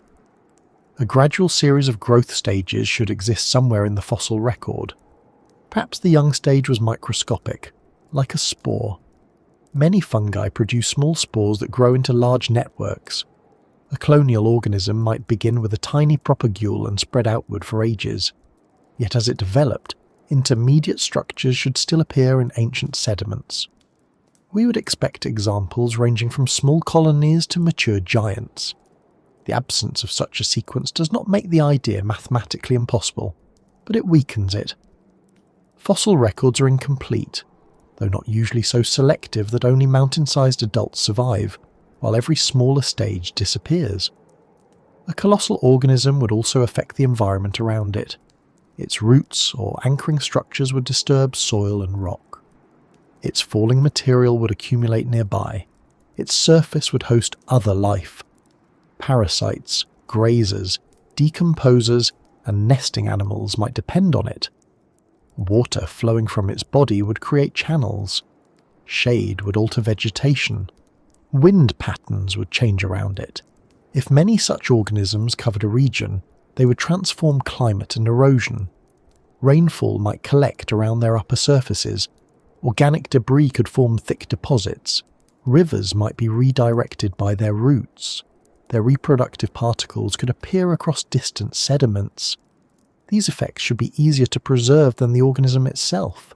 Even if heat and mineralization erased its cells, the surrounding ecosystem should contain some repeated record of its presence. Real forests leave pollen, spores, roots, leaves, charcoal, soils, animal remains, and chemical changes. Coral reefs leave associated sediments and communities. Microbial mats change the texture of the surfaces on which they grow. The supposed giant stumps stand mostly alone as shapes. Their surrounding records fit known volcanic, sedimentary, and erosional environments. There are no clear mountain-sized branch deposits, forests of intermediate individuals, or biological soils arranged around them. One response is that the catastrophe that destroyed the giants also erased their ecosystems. A planetary flood, extreme fire, atmospheric collapse, impact, or unknown technological event may be proposed. The remains were broken, burned, buried, and transformed so completely that only the hardest bases survived. Catastrophes can remove evidence, but they also create evidence of their own. A global fire leaves soot and charcoal. A major impact leaves shocked minerals, unusual chemical layers, and a crater. A vast flood rearranges sediment and organisms in recognizable ways. An atmospheric collapse affects life across the planet. To destroy a forest of mountain-sized organisms while leaving no clear debris would require an event of extraordinary scale. Such an event should be among the most obvious boundaries in geological history. Instead, the formations proposed as stumps have different ages. Devil's Tower, Shiprock, Monument Valley, and the tepuis did not form during one shared moment. Their geological histories are separated by tens, hundreds, and sometimes more than 1,000 million years. A single lost forest cannot easily contain trunks that appeared during entirely different periods. The theory must either reject all conventional dating or suggest that later geological events altered each remnant independently. Every adjustment adds another requirement. This does not mean the question of colossal life is useless. It points toward a genuine scientific problem. What ultimately limits the size of an organism? There is no single universal answer. Size depends on environment and design. A whale can become enormous because water supports its weight, but it must surface to breathe and find enough food. A fungus can spread widely because most of its body consists of fine threads in soil. A tree can grow tall because wood supports weight efficiently and leaves gather sunlight above competitors. A microbial colony can cover a large area through continuous local growth. The largest possible organism may therefore depend on how we define an organism. Is a clonal grove one body or many? Is a coral reef an organism, an ecosystem, or a structure built by organisms? Is a fungal network one individual if its cells share genetic material but occupy separate regions? Biological identity becomes less tidy at large scales. A mountain-sized living system might be possible if it were distributed, modular, and partly mineral. It might exchange materials locally, rather than moving everything through one central trunk. It might grow as layers, colonies, or connected patches. It could survive for immense periods because damaged sections were continually replaced. Such a system could change a landscape. Over time, its mineral remains might become difficult to separate from ordinary rock. This is not evidence that any known mesa or volcanic tower had such an origin. It is simply a more realistic way to imagine life becoming colossal. The resemblance to a tree may actually distract us. Trees are limited by the need to transport water upward and support a crown. A truly enormous terrestrial organism might remain low, broad, and connected to the ground. It might look like a living mat, a reef, or a forest acting as one system. Its scale would be measured across the land rather than into the sky. Modern Earth already contains hints of this. Vast fungal networks connect roots beneath forests. Clonal plants spread through repeated stems. Peatlands grow through accumulated layers of partially decayed material. Forests recycle water and influence rainfall over large regions. Life becomes enormous not by enlarging one body but by creating systems. The Carboniferous swamps did this on a continental scale. No individual lycopsid was a mountain, but together the plants altered atmospheric carbon, contributed to oxygen changes, built peat deposits, and left coal seams that later influenced human civilization. Their collective effect was larger than any one organism. Perhaps this is the quieter answer behind the extravagant theory. Something did grow here before modern trees, and it did become part of mountains. Ancient organisms helped build coal, limestone, soil, reefs, and sediment. Their remains entered the crust. Life and geology became mixed so thoroughly that the distinction is sometimes difficult to see. What the evidence does not show is a planet covered with trunks the width of cities. The physical limits are severe, and the expected fossils are missing. The formations themselves record volcanic cooling, sedimentary deposition, uplift and erosion rather than biological growth. Yet the comparison has forced us to examine something real. Mountains are not always independent from life. Some are made partly from biological remains. Others were shaped by vegetation, roots, microbes, and changing atmospheres. Even entirely igneous formations can develop patterns resembling tissues, because living and non-living systems respond to similar physical rules. So the central question begins to shift. Instead of asking only whether a tower was once a tree, we can ask why the boundary between organism and landscape sometimes feels uncertain. We can ask what evidence would allow biology to be recognized after deep time has altered nearly everything, and we can ask whether modern geology ignores unusual possibilities, or whether it has already developed careful ways to distinguish petrified life from rock that merely resembles it. That leads us back to the accusation at the heart of the mystery. Perhaps these formations were classified too quickly. Perhaps experts saw mountains because they expected mountains. Or perhaps the claim survives because photographs remove scale. Erosion creates familiar shapes, and the human mind is very good at finishing incomplete pictures. To decide what may truly have been mistaken for stone, we must look at how geology identifies origins, how it corrects itself, and what evidence would be strong enough to turn an impossible resemblance into a genuine discovery. Geology has made mistakes before. This is not a secret carefully locked beneath a university basement, guarded by a professor with a rock hammer and an unusually serious expression. It is part of how science develops. A formation is studied with the tools available at the time, an explanation is proposed. Other researchers examine the evidence, find problems, gather better samples, and replace the original idea with one that accounts for more of what is actually there. Sometimes stone has been mistaken for life. At other times, traces of life have been dismissed as ordinary marks in stone. The history of geology and paleontology contains both errors. This is why the question at the centre of our journey cannot be answered simply by saying that experts are always correct. They are not. It also cannot be answered by assuming that every rejected idea must therefore be a hidden discovery. The important difference lies in what happens after someone points to an unusual shape and asks whether it once lived. A resemblance begins the investigation. Evidence decides whether the resemblance survives. That distinction matters because the Earth is filled with structures that imitate biology remarkably well. Minerals form branches, crystals grow in layers, magma divides into columns. River systems spread like veins, fractures extend like roots, sedimentary beds resemble growth rings when viewed from the side. Nature can create something that looks alive without requiring an organism to build it. Life does the opposite. It takes material from the non-living world and arranges it into bodies. Plants absorb water and minerals. Animals build shells and bones. Microorganisms trap sediment.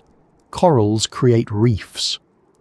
When those organisms die, their structures may be buried, altered, compressed, dissolved, filled, or replaced until they become part of the rock record.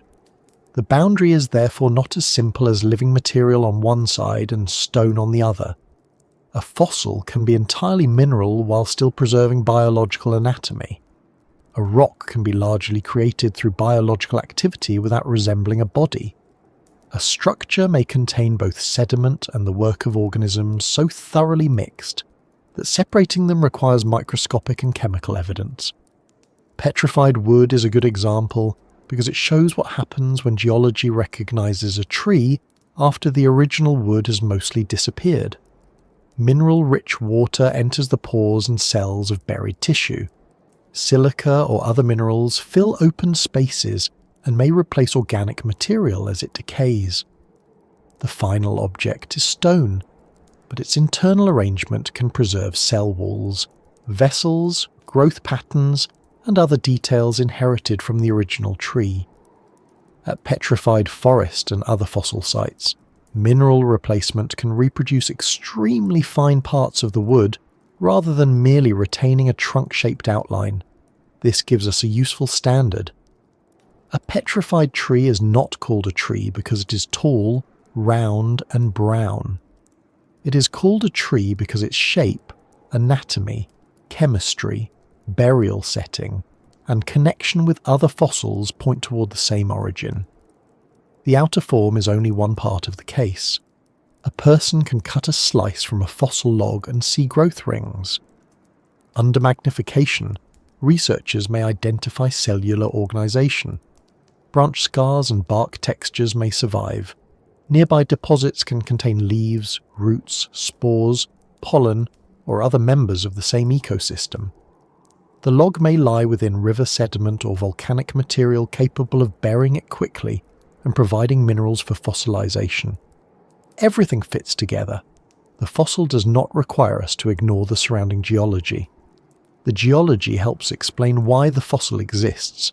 This is very different from beginning with Devil's Tower, Monument Valley, Shiprock, or a tepuis and identifying it as biological because the large outline resembles a stump.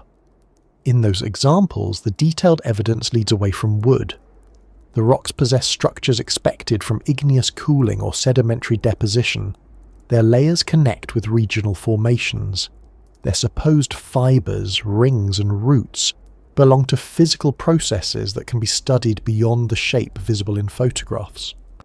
To reverse those conclusions, the giant tree theory would need to produce evidence at least as strong as that used to identify ordinary petrified wood.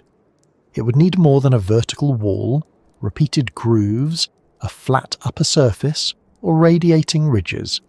It would need a preserved organisation that ordinary geological processes could not easily create. The scale of the proposed organism does not reduce that requirement, it increases it. A mountain-sized life form would contain an enormous amount of internal structure. Even if nearly all of that structure were altered, some repeated pattern should remain somewhere. There might be boundaries between tissues, channels used for transport, areas of repair, surfaces of growth, or smaller attached organs. Samples taken from different positions should show predictable changes, just as the base, centre, surface, and roots of a modern plant do not all have identical anatomy. The theory should also allow researchers to make a map before collecting samples. If a formation is a trunk, where should its centre be? Where should the outer tissues occur? How should the supposed roots connect? What would distinguish the upper surface from an eroded sedimentary bed? Where should young individuals or broken branches be found? A good hypothesis tells us what to look for. It doesn't wait for every result and then rename it. If a vertical column is found, it cannot automatically become a fibre. If a horizontal band is found, it cannot automatically become a growth ring. If the rock contains igneous crystals, those cannot simply be described as completely transformed cells unless there is evidence showing how that transformation occurred. Otherwise, the idea becomes impossible to challenge, because every geological feature is accepted as biological after being given a new label. Science does not reject that kind of argument because it is unusual. It rejects it because the argument cannot lose. An explanation that cannot be shown to be wrong also cannot earn much confidence when it appears to be right. It survives every test by changing after the answer is known. No cells remain because alteration erased them.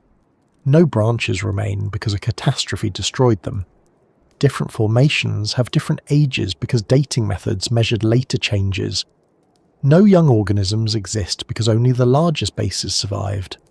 Each answer is possible on its own. Together they form a protective wall around the theory. The lack of evidence becomes evidence of destruction, and contradictory evidence becomes evidence of transformation. The claim is preserved more carefully than the organism itself. Geology works best when explanations are placed at risk. If a formation is said to be an ancient volcanic intrusion, researchers can test the minerals, textures, contacts, fractures, and regional history. If those observations do not match molten rock, the explanation must change. If a structure is identified as sedimentary, grains, bedding, fossils, and surrounding layers can be examined. A wrong classification can be exposed because it predicts specific things. The same standard applies when scientists search for the oldest traces of life on Earth. Those traces are often far less obvious than a fossil trunk. They may be microscopic structures, chemical patterns, carbon-rich material, or layers built by microbial communities. At that age, heat and pressure may have altered the rocks, making non-living processes difficult to separate from biology. Researchers therefore use several lines of evidence rather than one attractive shape. NASA describes a convincing biosignature as a measurable object, substance, or pattern whose biological production is more likely than non-biological alternatives. Scientists must also study the ways ordinary chemistry and geology can imitate life, especially when examining ancient Earth or another planet. This approach is cautious because nature has an impressive collection of disguises. A microscopic sphere may be a cell, but it may also be a mineral bubble. A carbon-rich layer may record organisms, but carbon can move through rock without biology. A repeated pattern may have been produced by growth, or it may have developed through crystallization. A branching mark may be a fossil plant, a burrow, a mineral deposit, or a crack filled later by another substance. The more ancient the rock, the more these alternatives matter, Time removes context. Heat changes minerals. Pressure flattens bodies. Fluids move elements from one place to another. Tectonic forces fold, break, and rebuild the original setting. The researcher is often left with a small group of clues and several possible stories. Stromatolites show how life can create rock without leaving an ordinary body fossil. These layered structures form when microbial communities trap sediment, influence mineral formation, and grow upward through repeated layers. Over time, they may build mounds, columns, or reef-like masses. Fossil stromatolites can therefore appear as stone structures, whose biological origin lies in their repeated growth pattern and environmental context, rather than in the preserved body of one large organism. Some stromatolite forms are tall and columned. Others are domed, branching, or layered. Large groups can occupy broad surfaces. If one were found without context, it might simply look like unusual limestone. Careful study reveals how the layers bend, repeat, trap particles, and compare with structures made by living microbial mats. Here, geology has not ignored the possibility that stone was shaped by life. It has built an entire field around learning how to recognize that possibility. This is one reason the claim that geology refuses to consider large biological structures is not quite fair. Geologists already study mountains made partly from shells, reefs uplifted from ancient seas, limestone built through biological activity, coal created from buried vegetation, and rocks containing microbial structures billions of years old. Paleontologists spend their careers searching for organisms that do not fit modern categories. The existence of something strange is not the problem. The problem is showing that it existed. Some of the earliest complex fossils demonstrate how unfamiliar a genuine discovery can be. The Ediacaran biota included soft-bodied organisms with frond-like, quilted, disc-shaped, or otherwise puzzling forms. They did not fit neatly among familiar modern animals, and their relationships remain debated. Yet repeated impressions occur on ancient seafloors, sometimes preserving holdfasts, body patterns, community arrangements, and different growth stages. These fossils are accepted as evidence of life not because they resemble one convenient modern object, but because the repeated structures and their setting are difficult to explain through ordinary sediment alone. Their discovery did not require science to know exactly what they were before admitting that they had been alive. Researchers could recognize biological organization while continuing to debate whether a particular form was an animal, a colony, or a member of an extinct branch of complex life. That is an important point for the giant organism idea. A formation would not need to match the anatomy of an oak or a redwood before science could accept it as biological. If a mountain preserved convincing signs of organized growth unlike anything known today, scientists would not be forced to call it a normal tree. A new category could be created. Science creates new categories when evidence demands them. This has happened many times. Fossils have revealed organisms that combine features in unexpected ways. Microbes have been found in environments once thought too hot, salty, acidic, or deep for life. Entire ecosystems have been discovered around seafloor vents without relying directly on sunlight. The history of biology is not a long defense of ordinary expectations. It is a long series of expectations being adjusted. But adjustment follows evidence, not the excitement of the possibility. There are also cases in which researchers moved in the opposite direction and concluded that an apparent fossil was not alive at all. One famous 19th century example was Erosion canadense, a layered structure found in old metamorphic rocks in Canada.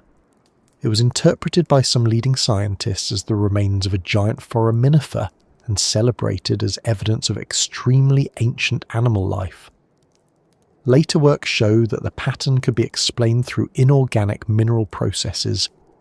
What looked like biological structure became a classic pseudo-fossil. This example is useful because it shows that expert confidence can be misplaced. It also shows how the mistake was corrected. The correction did not come from choosing the less exciting story. It came from examining the material, comparing it with geological processes, and finding that an organism was not required. The same process could work in favour of a giant ancient life form. Suppose researchers collected samples from a mesa and discovered repeated microscopic channels organised around a central transport system. Suppose chemical analysis revealed carbon patterns difficult to form without metabolism. Suppose root-like structures connected through identifiable growth zones rather than merely sharing a direction. Suppose neighbouring sediments contained spores, fragments, young stages, or organisms adapted to living on the giant body. The geological interpretation would have to change. There would be arguments. There would be demands for new samples. Laboratories would attempt to reproduce the supposed non-biological structures. Researchers would disagree over age, classification, and preservation. Some would be cautious, and a few might be stubborn. Scientists are human beings, which means a surprising result does not instantly produce a peaceful circle of nodding agreement. Yet evidence that survived those tests would eventually become part of geology. A mountain confirmed as the remains of a colossal organism would not destroy the field. It would become one of its greatest discoveries. Universities would not quietly hide it. Researchers would compete to study it. Museums would redesign galleries. Textbooks would gain several very heavy new pages. Funding proposals would multiply with almost biological speed. The discovery would open questions about evolution, atmosphere, climate, biomechanics, fossilization, and the limits of life. The idea that every geologist would protect an old classification at the cost of such a discovery misunderstands the rewards of science. Scientists may resist claims they consider poorly supported, but most would be delighted to find evidence strong enough to overturn an assumption. Careers have been built on far smaller changes. What often feels like institutional refusal is a refusal to move from resemblance to conclusion without the steps in between. A photograph is not enough because photographs remove information. They flatten depth, hide texture, and make scale uncertain. They show the view selected by the photographer rather than the full formation. A straight line may look like a fibre until it is followed into a fracture. A circular feature may look like a ring until it is mapped across kilometres of horizontal bedding. Aerial images are especially persuasive because they convert landscapes into diagrams. Ridges become roots, valleys become veins. Circular structures become cells. The image may be accurate, but the mind simplifies what it sees. Standing on the ground can weaken the pattern. The supposed root may consist of several unrelated layers. The flat surface may contain valleys and hills. The trunk may not be circular. A feature that appears connected from the air may stop far from the central formation. Rock samples may vary in ways that fit deposition rather than anatomy. Fieldwork is less dramatic than the image, but it is where the claim must survive. Researchers map contacts between rock units. They measure the direction of layers. They examine whether a body cuts across older rock or lies within it. They look at crystals, grains, fossils, and chemical changes. They compare the formation with others produced by known processes. No single observation needs to settle the entire question. Confidence grows when independent clues agree. Igneous minerals, cooling fractures, and cross-cutting relationships together support molten rock. Sand grains, bedding, regional continuity, and erosion patterns together support sedimentary origins. Cells, growth structures, organic chemistry, and ecological context together support life. The giant tree theory usually has the first clue, which is shape.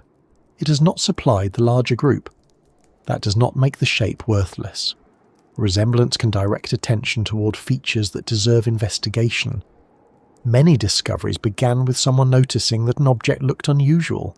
A fossil hunter sees a pattern that does not match the surrounding stone. A geologist notices a layer that changes unexpectedly. A biologist finds a structure where no structure should be. Curiosity is not the problem.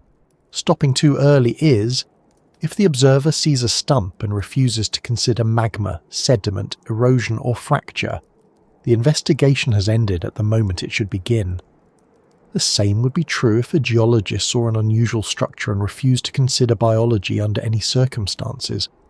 The best approach holds both possibilities long enough to test them, without pretending they remain equally likely after the evidence is examined.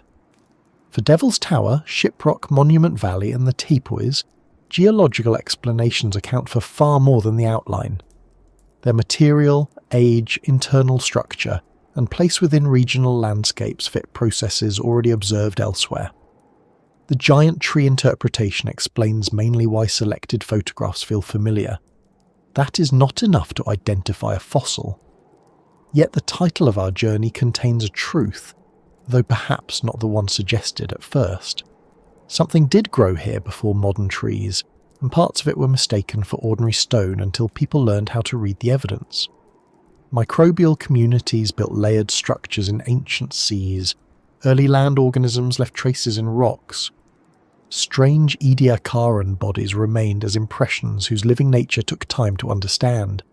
Giant leucopsids, tree ferns, seed ferns, and horsetail relatives filled forests that later became coal. Fungi formed upright structures before familiar wooded landscapes appeared. Reefs, shells, and microscopic plankton contributed material that eventually became cliffs and mountains. Life has been hiding in stone for as long as stone has been preserving life. Some limestone mountains contain the remains of marine organisms lifted far above the oceans in which they lived. Chalk cliffs are built from countless microscopic plates. Coal seams preserve accumulated ecosystems. Soil contains mineral particles worked and reworked by organisms. Even the atmosphere carries the results of ancient biological activity. The Earth we call geological has never been separate from the Earth that lived. Perhaps this is why the giant tree idea feels meaningful, even when its main claim fails. It senses that landscapes can be biological memories. It recognizes that a mountain may contain the remains of vanished life. It understands that modern categories sometimes make nature look more divided than it really is. The mistake is placing that insight into the shape of one enormous trunk. The more accurate story is less visually simple, but much larger in its consequences. Life did not need trees the size of mountains to remake the planet. Microorganisms too small to see altered the chemistry of oceans and air. Forests buried carbon and influenced climate. Shell-building organisms created rock. Roots changed soils and erosion. Reefs redirected waves and accumulated into geological structures. Life became colossal through time, numbers and cooperation. A single carboniferous leucopsid did not become a mountain. An entire sequence of forests became a coal-bearing landscape.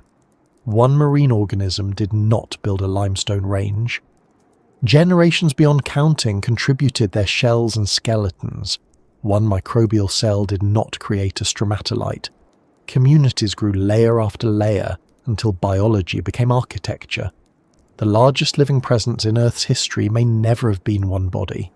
It may have been the connected biosphere itself, spreading through oceans, soils, swamps, rock fractures and atmosphere, changing the planet while remaining made of small local lives.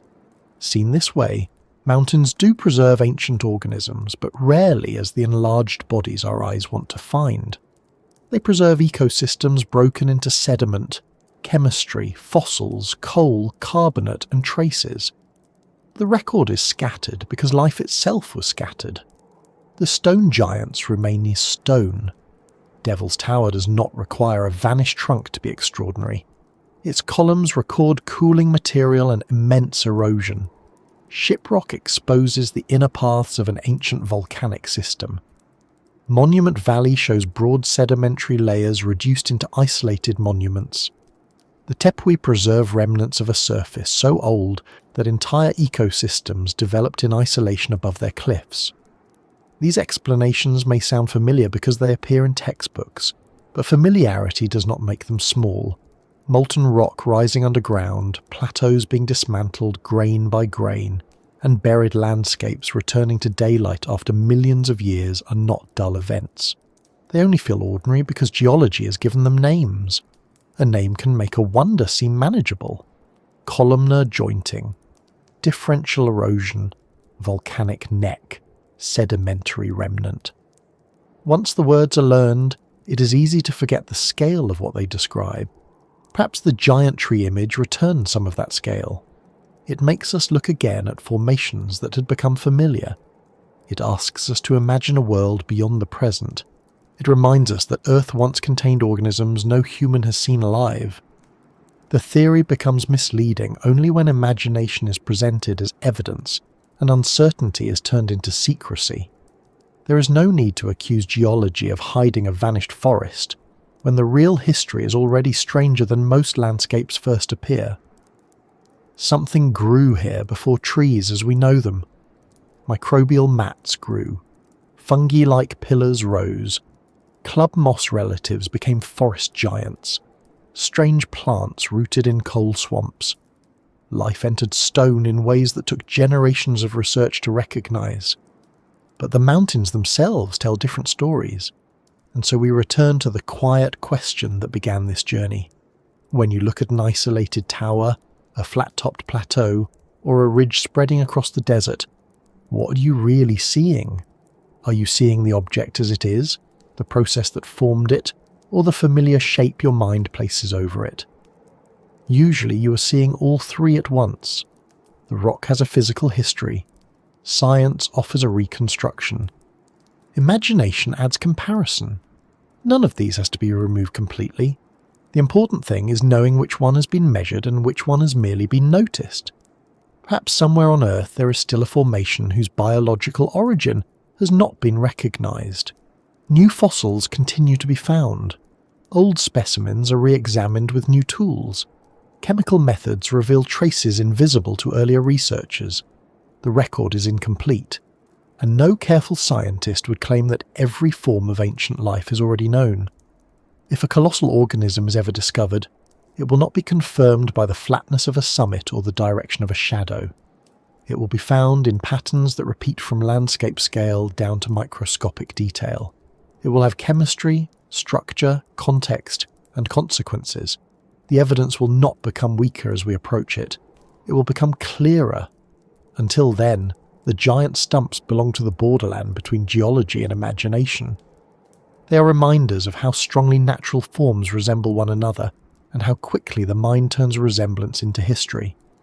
Here you are now, a little farther through Earth's past than when we began, having crossed volcanic towers, desert buttes, ancient stories, buried roots, coal swamps, and worlds with air unlike our own. Perhaps the formation nearest your home looks slightly different now. A cliff may seem more layered. A hill may feel less permanent. A stone may appear to carry more history than its quiet surface suggests. And before we leave these ancient landscapes, let me ask once more, where are you listening from tonight, and what time is it in your corner of the world? Perhaps there is a mountain nearby, standing in darkness while weather continues its slow work. Perhaps there is only a tree outside the window, moving slightly in the evening air, built on a scale we understand and still more complicated than any tower of stone. If you found this journey calming, curious, or just strange enough to carry you gently towards sleep, you can like the video and subscribe to Just About Earth. It helps this quiet space reach other listeners who enjoy asking large questions without needing to rush toward easy answers. The mountains will remain where they are for the night. The coal will keep its ancient sunlight. The real petrified forests will hold their mineral cells, and the imagined ones will continue standing in photographs, waiting for someone else to notice the resemblance. For now, there is no need to decide that every mystery has been closed. It is enough to know what the evidence currently says, what it does not say, and why the question appeared in the first place. Rest well, fellow traveller, wherever you are, beneath a world shaped by stone, life, and more time than either of us needs to count tonight.